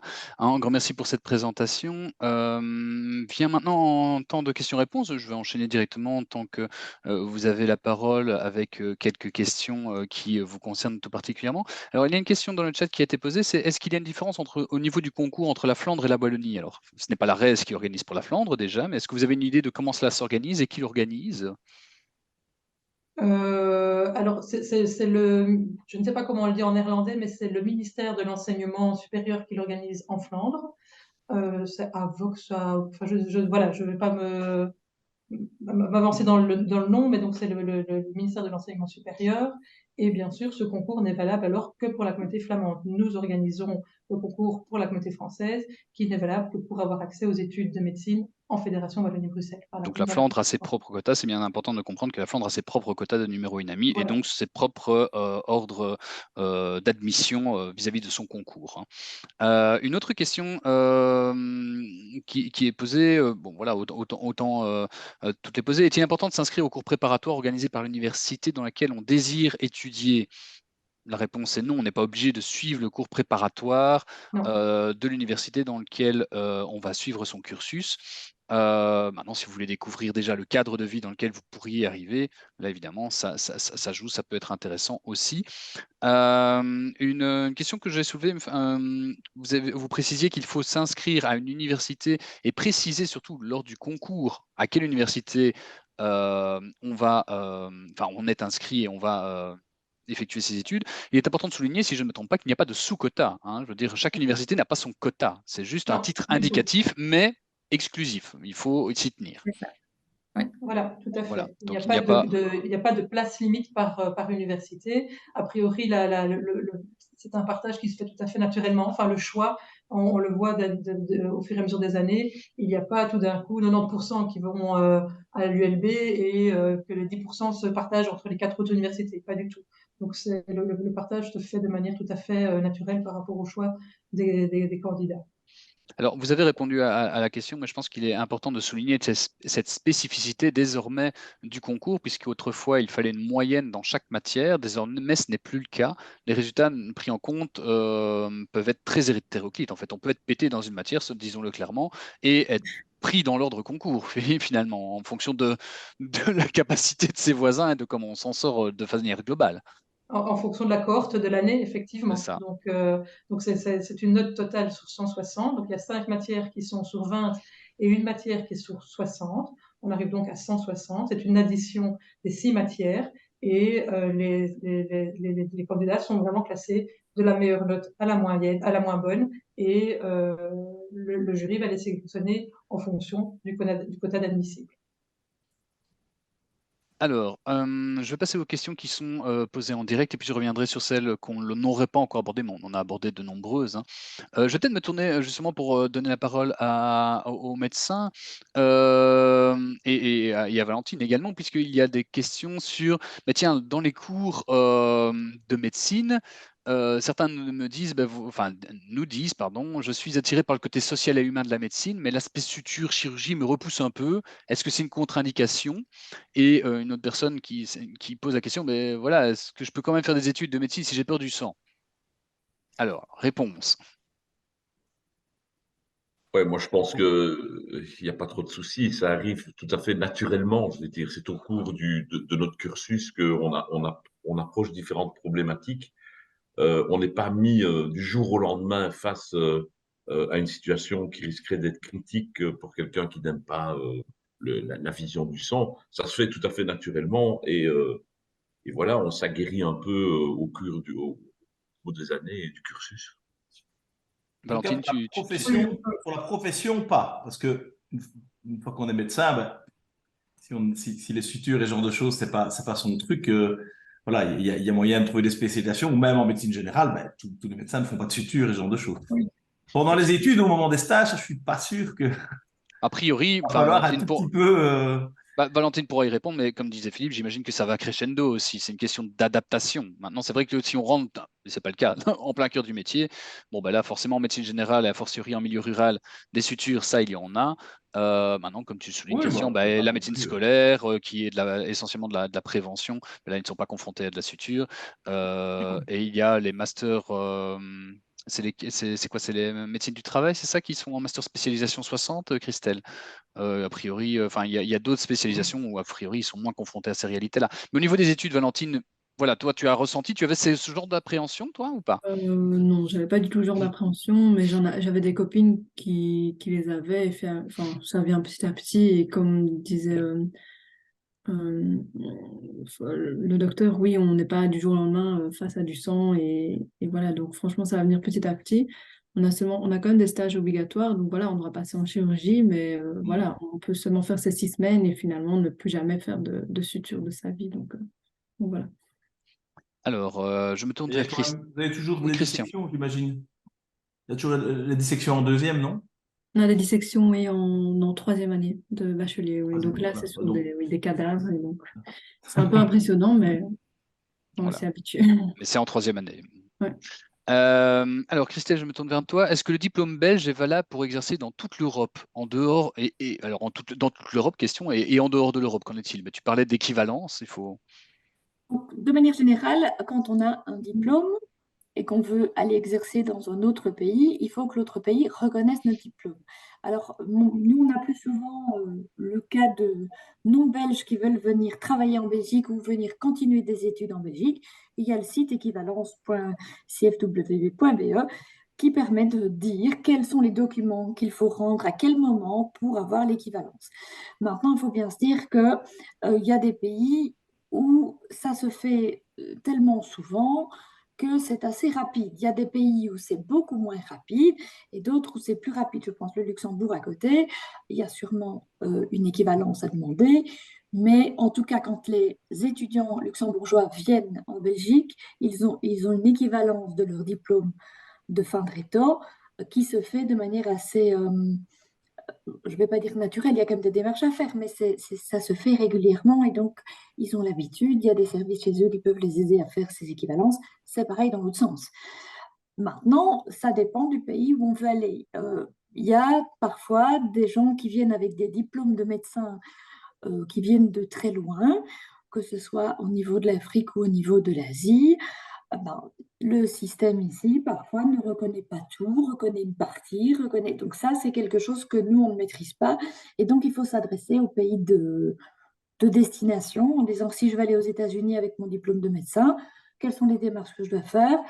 Il faudra certainement donner son programme de cours, ses cotes et ces choses comme ça. Voilà. Une question encore pour toi, Christelle. Quand devons-nous nous inscrire à l'université cette année? Alors, ça dépend un peu chaque université, j'imagine. Hein. Tu l'as. Il y a les dates de délai d'inscription qui sont le 30 septembre, il faut s'inscrire dans une université. Maintenant, ça dépend de quelle situation on est, ça dépend de où on veut. Souvent, il vaut mieux savoir où on s'inscrit plutôt que de s'inscrire vite pour s'inscrire vite et puis de changer après. Voilà, il y a aussi toute une période pendant laquelle on peut se réorienter, c'est-à-dire qu'on a eu des jeunes qui, j'en ai eu encore un hier au téléphone, ça fait une semaine qu'il a fait l'UNIF, tout compte fait, il ne veut plus y aller. Ok, mais il peut encore changer et il vaut mieux qu'il change maintenant plutôt qu'il continue sans aller au cours et qu'il ne se sente pas bien. Donc, il y a des limites. Maintenant, si c'est pour rentrer en médecine cette année, le concours est passé. Je vais dire. De toute façon, ce sera pour le septembre l'année prochaine et soulignons comme l'a dit Pauline et Caroline qu'il y a inscription au concours et inscription à l'université. Ce sont deux choses distinctes. Donc il ne faut pas oublier les deux. Alors, question suivante. Bonjour, quels sont les critères à prendre en compte lorsqu'on s'inscrit à l'université?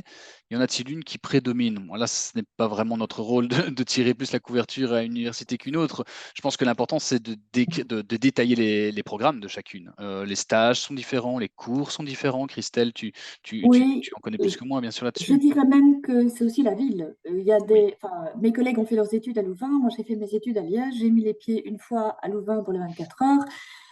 Je me suis dit que je n'aimais pas du tout la ville et que franchement, j'étais contente de ne pas vivre dans cette ville-là. À l'inverse, ils m'ont dit quelle horreur, Liège, j'aurais jamais su étudier. Donc, je pense qu'il faut pouvoir visiter la ville où on va. Il faut visiter les bâtiments de l'université. Il y en a qui sont plus sympas que d'autres. Et il faut se faire sa propre idée en disant, mais est-ce que je me sens bien là-dedans? Parce que avant tout, pour réussir, pour avoir envie d'aller au cours, d'écouter, il faut bien se sentir dans son amphi. Donc, allez visiter les amphis, allez visiter les villes, allez au cours ouvert, renseignez-vous sur les programmes de cours pour éviter de vous prendre le cours de statistique que vous ne supportez pas alors qu'il y a moyen de l'éviter en allant ailleurs. Voilà, c'est des petites choses. Et ça va pour médecine comme pour n'importe quelle autre étude. Et alors, au niveau des études, est-ce qu'il y a une université qui est plus réputée qu'une autre? Je vais dire que ça dépend de l'employeur. Il y a des employeurs qui viennent de l'ULB qui vont dire que seuls les étudiants de l'ULB sont bons. Et puis, si vous tombez sur un employeur qui vient de l'ULG, il va tenir un discours inverse. Donc, voilà, il ne faut pas nécessairement se fier aux fameuses réputations parce que ça dépend d'une personne à une autre et d'une sensibilité à l'autre, d'un employeur. Donc, allez là où vous vous sentez bien et ça marchera de toute façon. Ce qu'on peut attester en tout cas sur le terrain, c'est que les médecins se mélangent de toute façon. Oui, il y en a de toutes les universités sur notre territoire. Oui. On n'est pas comme aux États-Unis ou en Angleterre où vous avez des universités qui sont vraiment surclassées.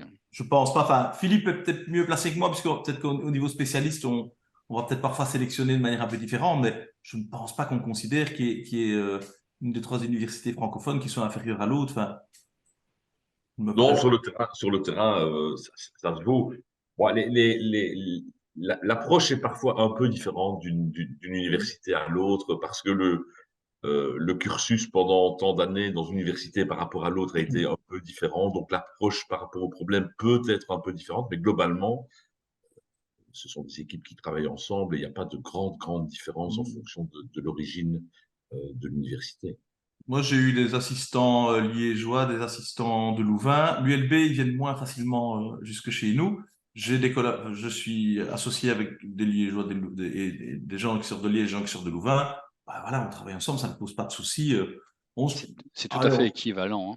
On se rend compte, il y a une manière un peu différente d'aborder les choses, mais on arrive à la même, voilà, on arrive à la même chose. Enfin, moi, une particularité peut-être, et ça je me tourne vers Valentine, c'est justement ces spécialisations aussi. C'est une question qui a été posée, mais comment se passe ce choix en fait de spécialisation, de master de spécialisation après ces 6 ans d'études? À partir de quand est-ce qu'on doit se positionner? Est-ce qu'il y a un concours aussi pour ces spécialisations-là? Si on veut faire cardiologie, radiologie par exemple, il y a des places limitées dans ce genre de spécialisation? Oui, donc il y a encore un concours pour les spécialisations. Pour la médecine générale, c'est un examen, donc ce n'est pas un concours. Donc il faut réussir l'examen, mais il ne faut pas être classé. Alors que pour les spécialisations d'hôpitaux, c'est un concours, donc il ne faut pas seulement le réussir, mais il faut être très bon. Le choix, il se fait en Master 3, je pense que c'est en janvier, donc ou février, au moment où les inscriptions sont ouvertes pour l'un ou l'autre concours. Après, comment on choisit sa spécialisation, ça c'est vraiment... il y en a qui démarrent les études de médecine en ayant une idée en tête et qui la gardent jusqu'au bout, et certains commencent sans savoir quoi, et c'est au fil du parcours qu'on a vraiment des affinités avec un cours ou l'autre. Donc... Philippe, oui, j'ajouterais que ce sont surtout les rencontres qui font le choix de la spécialité. Au cours des stages, en général, on a une sensibilité qui est beaucoup plus portée par rapport à telle ou telle matière. Et puis, on rencontre parfois un patron qui vous met des étoiles plein les yeux en disant, bah voilà, je crois que ce serait plutôt ça que je devrais faire. Donc, les rencontres sont très importantes et les différents stages, c'est à ce moment-là, mais ça se fait assez naturellement. Oui. Il ne faut pas se poser 1000 questions avant d'entamer les études. Soit on a une idée précise et si on n'en a pas, ça viendra, je pense, naturellement au fil des études. Une autre question, je me tourne peut-être vers Justine pour te donner la parole, mais les autres peuvent enchaîner puisque ça s'adresse à tous les médecins et étudiants en médecine. Pour toi, pour vous, quelle est la première qualité que devrait ou que doit avoir un médecin dans son quotidien, dans son travail? Je trouve ça difficile de donner Vaste qu'une question. qualité, Oui, plusieurs plusieurs qualités.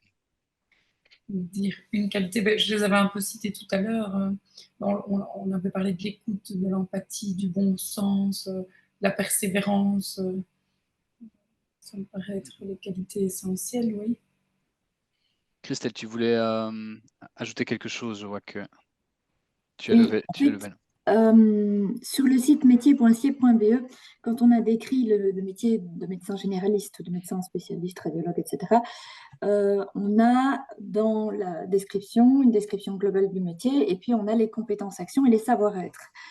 Et donc, rien que le fait de lire ça, ça permet déjà aux gens de se dire, OK, je me reconnais dans ces qualités-là, je me reconnais dans des savoir-faire là, ou j'ai envie d'apprendre à savoir faire ça. Ça peut être un premier point de vue. Alors, évidemment, on a fait une fiche pour le médecin généraliste et il y a sans doute autant de médecins généralistes avec des qualités différentes qu'il y a de médecins au total. Donc, il faut rester critique, mais ça donne en tout cas une première idée d'avoir un peu les savoir-être minima qu'il faut pour pouvoir faire le métier de médecin. Ça donne une première idée. Il y a justement une question qui fait suite à cela, c'est quelqu'un qui demande, tiens, me déconseillez-vous de faire les études en médecine si je suis plus attiré par les sciences que par l'humain? Mais finalement, la médecine, c'est l'humain et les sciences, quelque part. L'humain, c'est pense que capital. l'humain... Oui. Il y a quelques spécialités, la NAPAT, oui, et puis je la biologie crois que... clinique, mais... C'est des spécialités très spécifiques, des niches, oui. Je conseillerais les sciences biomédicales à la rigueur. À 18 ans, on est loin de se rendre compte de ce qu'est l'humain. Et donc, Il y en a beaucoup qui ne sont pas spécialement attirés par l'humain au départ et qui vont découvrir l'humain au fur et à mesure du parcours et qui finalement vont adorer l'humain. Donc je crois que c'est une dimension, l'humain, qui est difficile à palper à 17-18 ans. Après, ça dépend du parcours de chacun, mais cette dimension-là, elle vient vraiment au fur et à mesure des stages, au fur et à mesure de la pratique. Alors c'est sûr que ça va être un critère de choix pour beaucoup d'entre nous, être utile, être dans l'humain tout en faisant des sciences, mais est-ce que c'est un frein au départ? Je ne sais pas. Il y en a effectivement qui vont faire l'anapathologie ou qui vont choisir des spécialités où il y a moins de contact humain. Mais finalement, on travaille quand même toujours dans des structures, donc il y a un minimum d'humain De oui. relationnel Est-ce avec qu'on le sait se patient positionner à 17-18 ans là-dessus? Je trouve ça difficile. Oui, c'est tout un parcours Ce que aussi. ça veut dire finalement l'humain. Oui, tout à fait. Reste que le diplôme de médecine est quand même. Ben oui, reste que le diplôme de médecine est quand même un diplôme d'un certain niveau et quand même d'une reconnaissance certaine, et que donc je pense que pour trouver un travail même en dehors, on va dire, de la médecine, dans des firmes pharmaceutiques, enfin voilà, dans n'importe quel, même des firmes qui n'ont pas, qui ne sont pas nécessairement à connotation médicale, à mon avis, ouais, on a quand même un diplôme en main qui permet pas mal de choses, hein. Bon, maintenant, si on se dit que d'emblée, c'est la recherche qui intéresse et qu'on est intéressé par la recherche médicale, ben, peut-être que les sciences biomédicales, c'est peut-être plus approprié, mais voilà, c'est pas. Justement, quelqu'un, une étudiante soulignait, voilà, j'ai une grande sensibilité. Est-ce que je vais apprendre à gérer différentes situations au fur et à mesure des études pour me faire à ces situations, ou est-ce que voilà, on est Oui. jeté dans le grand bain, tout comme ça, dans des situations rencontrées? Valentine, toi, tu as fait déjà quelques stages, tu es accompagnée évidemment dans ce genre de. Oui, oui, je pense que ça s'apprend même. Enfin, justement, c'est très bien d'être enfin, pour le coup, c'est bien d'être sensible et du coup d'être humain pour entamer des études de médecine. Mais c'est sûr qu'on est accompagné, on a des maîtres de stage, on est avec d'autres étudiants, on est super bien entouré. Et donc, enfin, c'est vraiment quelque chose qui s'apprend. Donc, faut pas avoir peur. Dans ce sens-là, c'est plus facile que dans l'autre. Oui, c'est plus facile. Oui. J'ai l'impression que, oui, Et de ne voilà, pas être à humain gérer et un de. peu ses émotions, à Ouais. mon avis, c'est plus gérable qu'effectivement quelqu'un qui est très distant et qui amène un mur avec les gens et pour lequel c'est parfois compliqué de passer outre.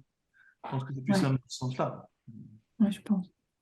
Alors, Non, c'est très personnel, j'ai envie de dire, c'est à la personne d'avoir un peu, si elle a envie d'apprendre, si elle a envie on peut tout apprendre et on peut même changer son caractère si vraiment on est motivé. Donc, voilà, chacun a ses limites et il faut connaître ses limites, jusqu'où elle a envie d'aller, jusqu'où elle est prête à évoluer, à avancer dans ce sens-là ou dans un autre. Et en fonction de ça, ben, elle va prendre la meilleure décision pour elle. On Alors, pourra Oui, et pas les lui études dire nous quoi faire. changent, hein, les études nous changent. Et c'est bien que ce soit des longues études. oui, c'est ça, c'est que quelque part, c'est des longues études parce qu'il y a aussi un changement qui s'opère dans le chef de chacun. Alors, il y a beaucoup de questions qui avaient déjà été posées, on l'a abordé, mais elles reviennent, on va peut-être s'y attarder. Voilà, les personnes, les étudiants qui ont fait des sciences de base, les maths 4, mais qui sont convaincus que la médecine est fait pour eux, le mieux, c'est quoi? C'est de faire des cours intensifs le week-end, les cours préparatoires, comment se préparer au mieux finalement pour rattraper les lacunes qu'ils auraient éventuellement? Tu parlais, Christelle, de sites pour se tester déjà. Je commencerai par là, de voir un peu, tiens, parce que d'une école à l'autre, on peut être en maths 6 et avoir tout vu, et on peut être en maths 6 et ne pas avoir tout vu. On peut être en maths 4 et avoir été un peu plus loin, ou en maths 4 et pas avoir été très loin. Donc, c'est vraiment important de vérifier sur les différents sites Automates ou Diagnosciences, par exemple, vérifier où on en est en termes de matière. Après, soit on voit la matière par soi-même parce qu'on a déjà une affinité avec ces cours-là, soit on a un prof particulier ou on demande dans notre école, parce qu'on s'entend bien avec notre prof de sciences, il ne peut pas nous former et nous faire des cours par rapport à ça. On peut suivre des cours préparatoires. Il n'y a pas de... J'ai envie de dire, il n'y a pas de recette miracle, il n'y a pas de recette pour tout le monde. Il y en a qui font beaucoup de sciences et beaucoup de maths et qui, en fait, ils rament beaucoup. Donc, voilà, ça dépend de l'affinité des uns et des autres. Et il faut vraiment vérifier un peu son niveau par rapport à... Et je trouve que ces tests-là sont assez bien faits. Ça permet vraiment d'avoir une idée objective et de pouvoir revoir la matière par soi-même. ou de se dire, tiens, c'est marrant, ces sigles-là, je les ai jamais vus. Au secours, il y a quand même beaucoup de choses à revoir. Voilà. Alors, on vous transmettra hein, toutes les présentations, donc vous aurez les liens vers ces sites pour vous tester. Alors, peut-être une autre question pour toi, Christelle. À qui peut-on s'adresser pour nous expliquer les différentes approches de chaque université? J'ai envie de dire aux universités elles-mêmes, peut-être déjà. Oui, alors sinon les étudiants peuvent voir Aussi. sur les différents sites, aller visiter les cours ouverts. Alors, si l'approche, c'était un peu ce qu'on disait tantôt en disant que certains vont à Louvain, on a une philosophie où on va aborder les choses comme ça, à Liège plus autrement, à Bruxelles autrement. Ça, c'est en récoltant des témoignages de personnes qui viennent de Bruxelles, de Louvain, de Liège, de Namur, pour voir un peu. Maintenant, il y a des philosophies spécifiques, des façons d'aborder les matières qui sont spécifiques à certaines universités. Maintenant, tous les chemins mènent à Rome, et donc à eux de voir un peu dans quelle université ils se sentent bien. S'ils se sentent bien dans une université, ils vont accrocher avec la méthode de l'université, et du coup, c'est celle-là qui leur conviendra. Alors, il y a des questions qui se recoupent beaucoup concernant mais comment faire le choix finalement de son futur métier entre bio-ingénieur, médecine, biomédical. Les médecins l'ont abordé et ça me permet de parler aussi d'un projet, enfin d'une proposition que l'on peut vous faire, c'est d'aller à la rencontre des médecins et que ce soit d'ailleurs des ingénieurs ou de bio-ingénieurs et autres professions, aller à leur rencontre. Moi, je vais vous transmettre fin de cette semaine un guide d'entretien de professionnels, ou professionnels de soins, mais c'est valable dans tous les cas de figure. Ça a été réalisé par le CIEP. Voilà, Philippe accueille régulièrement des étudiants hein, en observation, Oui. des étudiants Donc, du moi, secondaire. j'accorde beaucoup d'importance à la rencontre et je pense que c'est un moyen pour un rhétoricien ou une rhétoricienne très simple, finalement, d'aller frapper à la porte d'une direction médicale ou que sais-je, en disant, ben voilà, moi j'ai envie de passer une journée avec un médecin spécialiste. Et alors, ça donne une bonne idée, même en une journée ou 2 jours, une bonne idée de ce qu'est le métier. Moi, c'est toujours des démarches qui me séduisent. D'autant plus quand elles sont réalisées perso et que ce ne sont pas nécessairement les parents qui demandent pour le rhétoricien pour faire un stage ou que sais-je. Donc, ça dénote, enfin, ça rencontre déjà une certaine indépendance de la part de l'étudiant et je pense que c'est vraiment un excellent moyen pour voilà, passer une journée à l'hôpital avec un chirurgien ou un interniste ou que sais-je. À ce On le sujet fait. justement, donc au niveau de la province de Luxembourg, mais bon, ceux qui souhaitent venir jusque les hôpitaux de Vivalia, donc qui sont répartis sur différents sites dans la province de Luxembourg. Si vous nous envoyez un mail à info@santerden.be, le même site internet et la même adresse mail que pour cette séance d'information, à la demande, on peut vous fournir une liste de spécialistes prêts à vous accueillir justement lors de journées d'observation telles que celle-ci. Il y a des spécialistes répartis sur les différents sites, que ce soit Arlon, Marche, Libramont, Bastogne, et des différentes spécialisations et vous pourrez ainsi faire le tour de l'hôpital et accompagner le spécialiste dans les diverses facettes de son métier. C'est parfois un peu plus compliqué en médecine générale parce que voilà, les colloques singuliers avec le patient, c'est un peu plus délicat. Cela n'empêche, je vous invite à contacter, pourquoi pas votre médecin traitant. C'est une personne que vous connaissez et ça se fait très régulièrement. Valentine, peut-être que toi, tu avais fait cette démarche-là finalement avec ton médecin traitant. Peut-être que tu en avais parlé, je ne sais pas. Mais en tout cas, je vous invite à le faire. Pourquoi pas lui demander d'en discuter, tout simplement, de voir un peu. C'est comme ça qu'aussi vous progressez. Et moi, c'est On vraiment comme ça un que peu j'avais plus de l'ordre découvert. hein, pour accueillir. En Oui, médecine tout à fait. générale, on accueillerait assez volontiers. Moi, en toute franchise, Oui, Valentine, tu disais.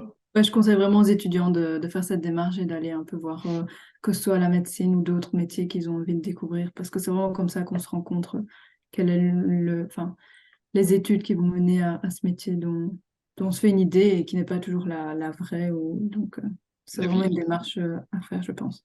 Oui, Christelle? Alors, par rapport aux autres, au métier plus général, si on veut vraiment avoir une idée, il faut savoir que chaque année, sur Marche et sur Arlon sont organisées ce qu'on appelle les EIP, les opérations infoprofession. Donc, c'est les Rotary qui mettent ça en place. Il y a 250 à 300 professionnels qui sont là, à disposition des jeunes pour faire un speed dating en quelques minutes, décrire le métier, décrire le contenu, etc.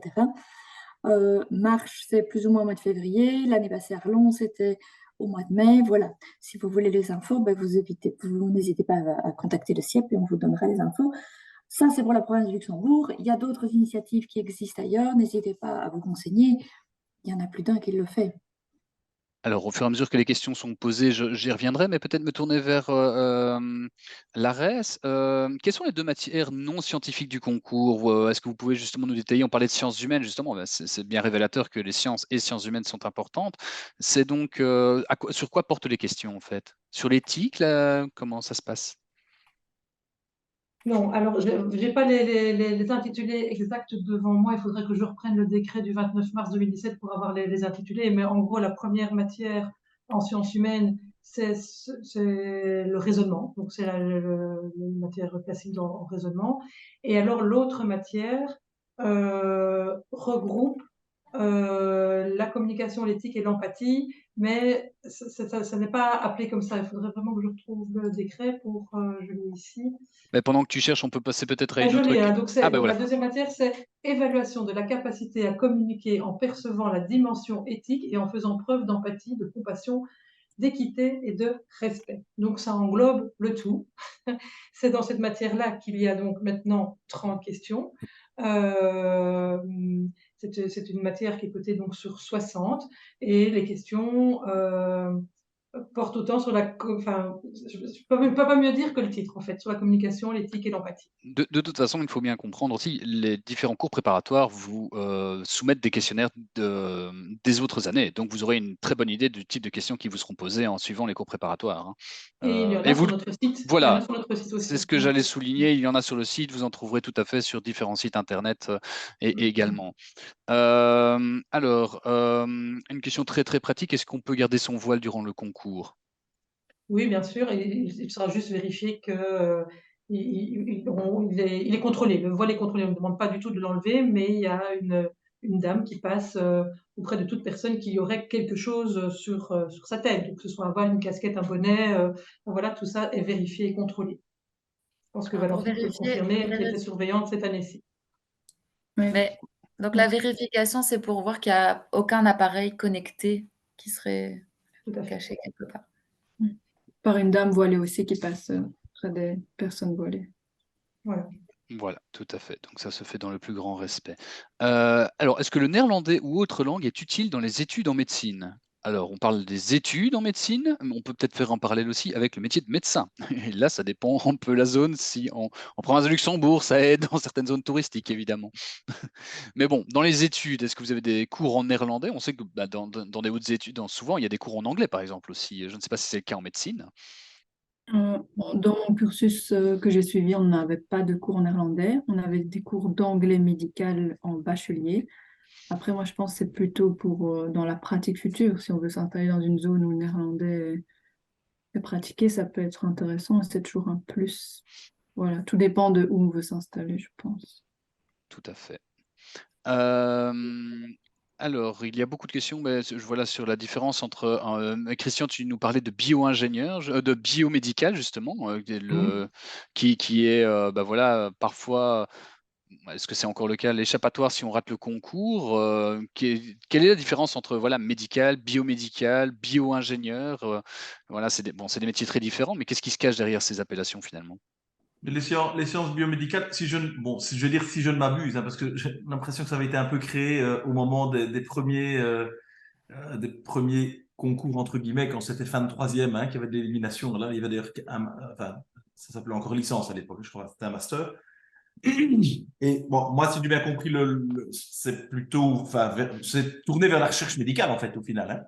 Hein. Et alors, quand on dit bascule, je pense, et moi, c'était, bon, entre guillemets, le genre de conseil qu'on donne et que j'avais donné à ma fille qui a présenté l'examen, c'était en faisant une année de sciences biomédicales, on se prépare un peu aux études de médecine, on retravaille peut-être un petit peu le concours, quoique apparemment, on est dans des matières qui restent dans le cadre du concours, mais vraisemblablement, c'est quand même plus des matières de secondaire et donc c'est pas nécessairement ça qui prépare correctement.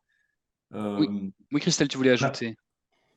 Et pour être sûr de savoir à quoi mène un master, en fonction de l'intitulé, je vais vous partager mon écran. En fait, on a un site au CIEP qui nous dit Voilà, par exemple, ici, j'ai tapé le master en sciences biomédicales, finalité approfondie.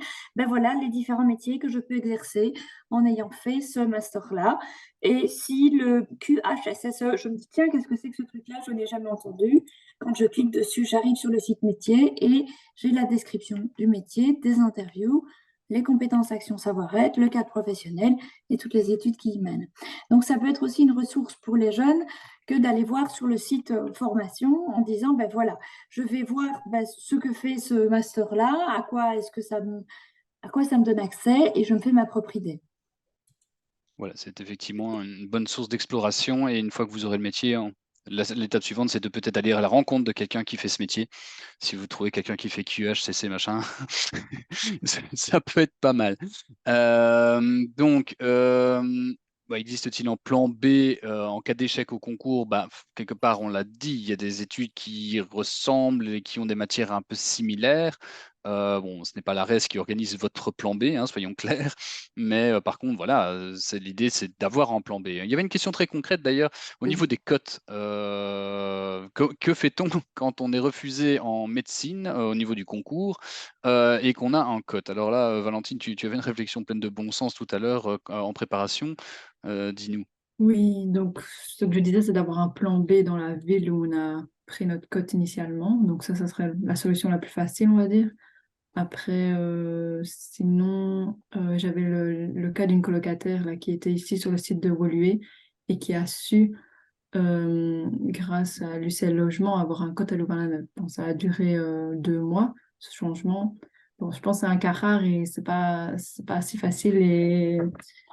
Oui, il ne faut pas forcément voilà. compter là-dessus, mais Oui, ça, voilà, faudra ça pas peut arriver. compter là-dessus, mais voilà, dans son cas, ça a fonctionné. Après, voilà, sinon, toujours se renseigner auprès du locataire, comme disaient tantôt mes collègues. Il y a la brochure Code aussi qui peut peut-être aider là-dessus, Christelle.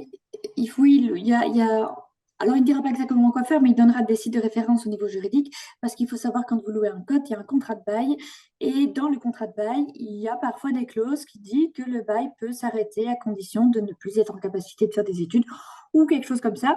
Et donc, lisez bien votre contrat de bail, vous vérifiez s'il y a cette possibilité-là, ou cette possibilité que le propriétaire dise, OK, je peux casser ton contrat, mais fais de la pub auprès d'autres étudiants pour que mon code soit reloué. Donc, c'est des choses qui s'aménagent, il y a des choses légales, il y a des choses possibles, il y a des choses écrites. Donc, le contrat de bail, c'est pénible à lire, mais ça vaut la peine de lire en entier parce qu'il y a parfois des petites subtilités auxquelles on ne pense pas. Et donc, dans la brochure Code, on a toutes des références juridiques qui permettent d'avoir des ressources en disant, tiens, j'ai un problème de logement ou je pensais faire ces études-là et puis du coup, ça ne va pas, mon plan B, c'est plus du tout là. Qu'est-ce que je peux faire? Comment est-ce que je peux casser mon bail? Il y a des démarches juridiques à faire, donc il y a des soutiens qui sont là aussi pour vous aider. Donc, il y a aussi effectivement la solution de prendre un code à Liège, par exemple, le campus s'y prête un peu plus que Woluwe, qui est excentré par rapport à tout le reste du campus UC Louvain, mais de prendre un code en centre-ville qui mène aux différentes facultés, en fait, hein, vu que voilà, il faut un peu repérer où sont les différentes facultés. Cela dit, à échelle bien réduite, c'est vrai aussi pour Louvain-la-Neuve, hein. La ville est quand même fort étendue. Et les transports en commun, en fait, il y en a, mais c'est surtout à pied sur le campus UCL. Alors, je passe en revue les différentes questions. Enfin, alors, oui, une question qui ne fera pas un plaisir aux médecins généralistes, mais ce n'est pas forcément contre vous, mais c'est quelqu'un qui se sent une prédisposition, pas une prédisposition, mais qui veut devenir chirurgien et qui a peur d'être frustré en cours de route sur le fait qu'elle serait réorientée vers une autre spécialisation. Voilà, que peut-on dire? Voilà, effectivement, c'est une spécialisation et il y a, comme Valentine l'a souligné, un concours dans cette spécialisation. Maintenant, c'est son choix aujourd'hui, ça pourrait évoluer. Il y a des stages en milieu hospitalier au niveau, par exemple, chirurgie ou ce genre de choses, des stages d'observation aussi dans ces spécialisations-là? Oui, il y a des stages, évidemment, il y a des stages à mon époque, en tout cas, il y avait des stages dans pratiquement toutes les spécialités.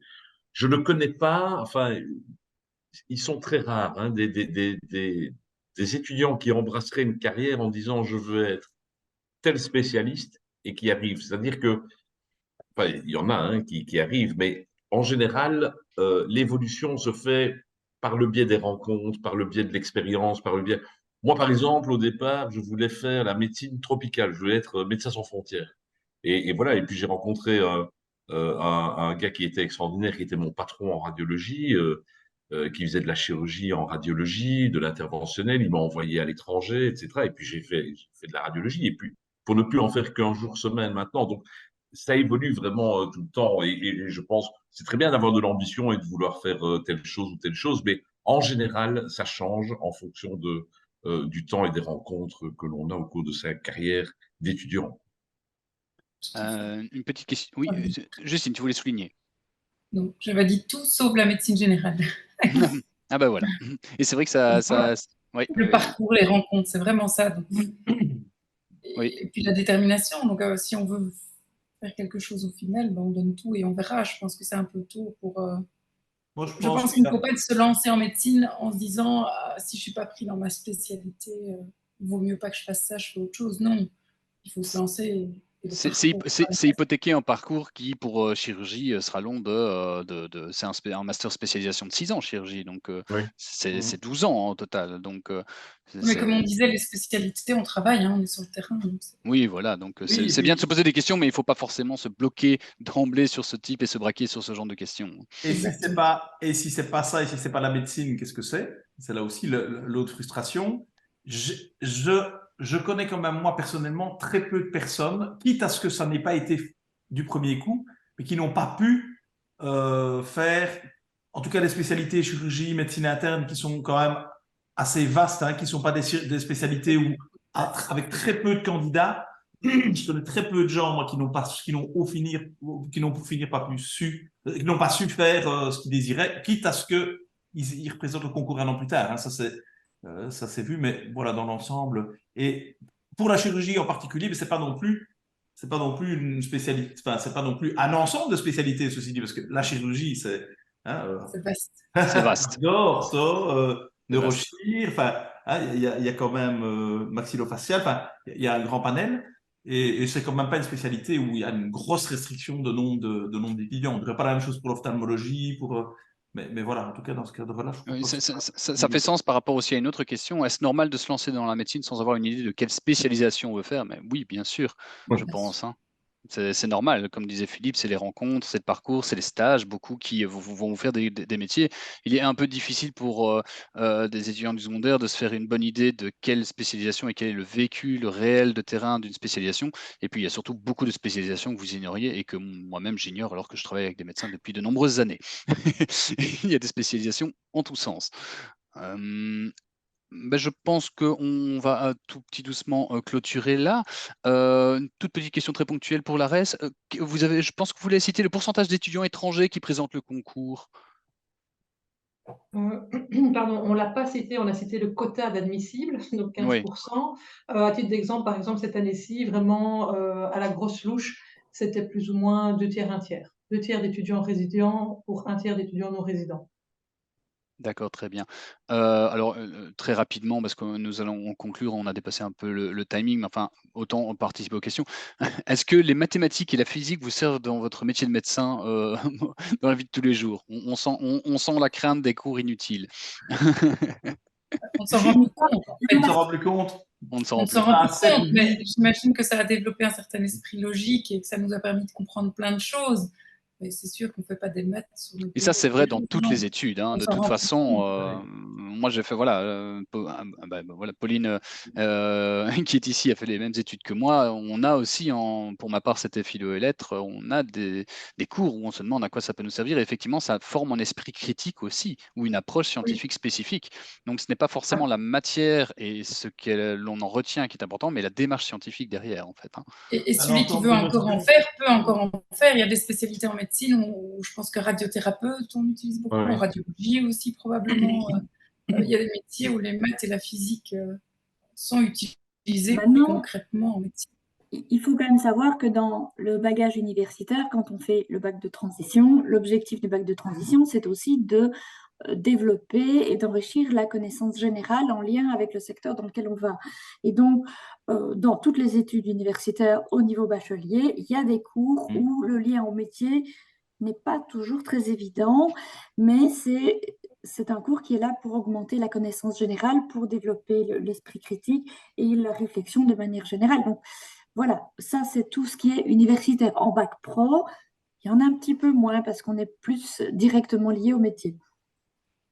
Christelle, tant que tu as la parole, tu veux citer des ressources aussi pour des conseils en termes de prise de notes et d'organisation, de Oui, méthodo. Donc, tu as cité des ateliers, notamment par la Madolux, c'est mais il y en ça. a d'autres, hein. On peut les inviter à consulter peut-être les différents sites du CIEP où c'est référencé.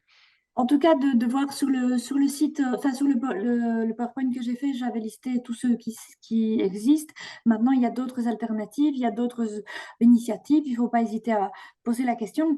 Je voudrais améliorer ma méthodologie. Après, améliorer la méthodologie, c'est vaste. Et donc, ça vaut la peine de réfléchir. Il y a toute une série de professionnels qui ont écrit des bouquins pour augmenter sa méthodologie, augmenter l'efficacité, etc. Il ne faut pas hésiter à rechercher, il y a moyen. On va laisser le mot de la fin aux médecins. Finalement, peut-être revenir sur l'essence même de cette séance d'information, le métier de médecin. Finalement, qu'est-ce qui, après X années de profession, vous anime encore et qu'est-ce que vous pourriez dire justement à des futurs étudiants en médecine qui se lancent?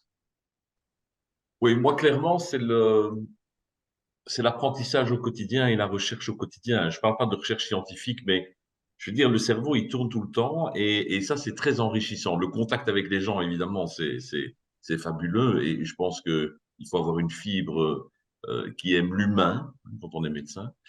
Et ce que je voudrais dire également, c'est rappeler, souligner l'importance pour des jeunes rhétoriciens ou des étudiants qui sont en 5e année, de ne pas avoir peur d'aller pousser la porte de la direction d'un hôpital en disant, voilà, moi j'ai envie de passer une journée avec un médecin, etc. C'est peut-être le déclic qui va lui donner toute la trajectoire de sa carrière, quoi. Donc, il faut vraiment pas hésiter à se faire. Et on est là aussi pour ça. Justine ou Christian, si vous voulez ajouter quelque chose justement sur Oui. le métier de médecin? Je pense que ce qui est passionnant, effectivement, c'est de toujours apprendre, de toujours grandir, que chaque journée est différente, que tous les jours, on a le sentiment d'aider quelqu'un, de résoudre un problème, on se sent utile et on travaille dans l'humain. Et donc, travailler dans l'humain, c'est effectivement très riche d'un point de vue personnel comme d'un point de vue global. Donc, voilà, c'est un métier qui est passionnant. Merci beaucoup. On va clôturer donc cette séance d'information ici. Si vous souhaitez découvrir le métier de médecin spécialiste en hôpital, voilà, vous pouvez nous adresser un mail et nous vous transmettrons les différentes coordonnées de médecins spécialistes, dont Philippe, mais aussi ses collègues de Marche, Arlon, Libramont, pour découvrir ces métiers de l'intérieur. Un grand merci à tous les intervenants pour cette 3e édition. Voilà, j'espère qu'on a pu répondre à un maximum, si pas à toutes vos questions. Et on reste disponible, bien entendu, le CIEP, tout comme l'ensemble des intervenants, de par leur site internet ou même, si besoin, par mail, vous pouvez passer par moi et on se fera un plaisir de continuer à vous orienter. Voilà, bonne soirée à tous et bon courage et bonne suite dans vos études.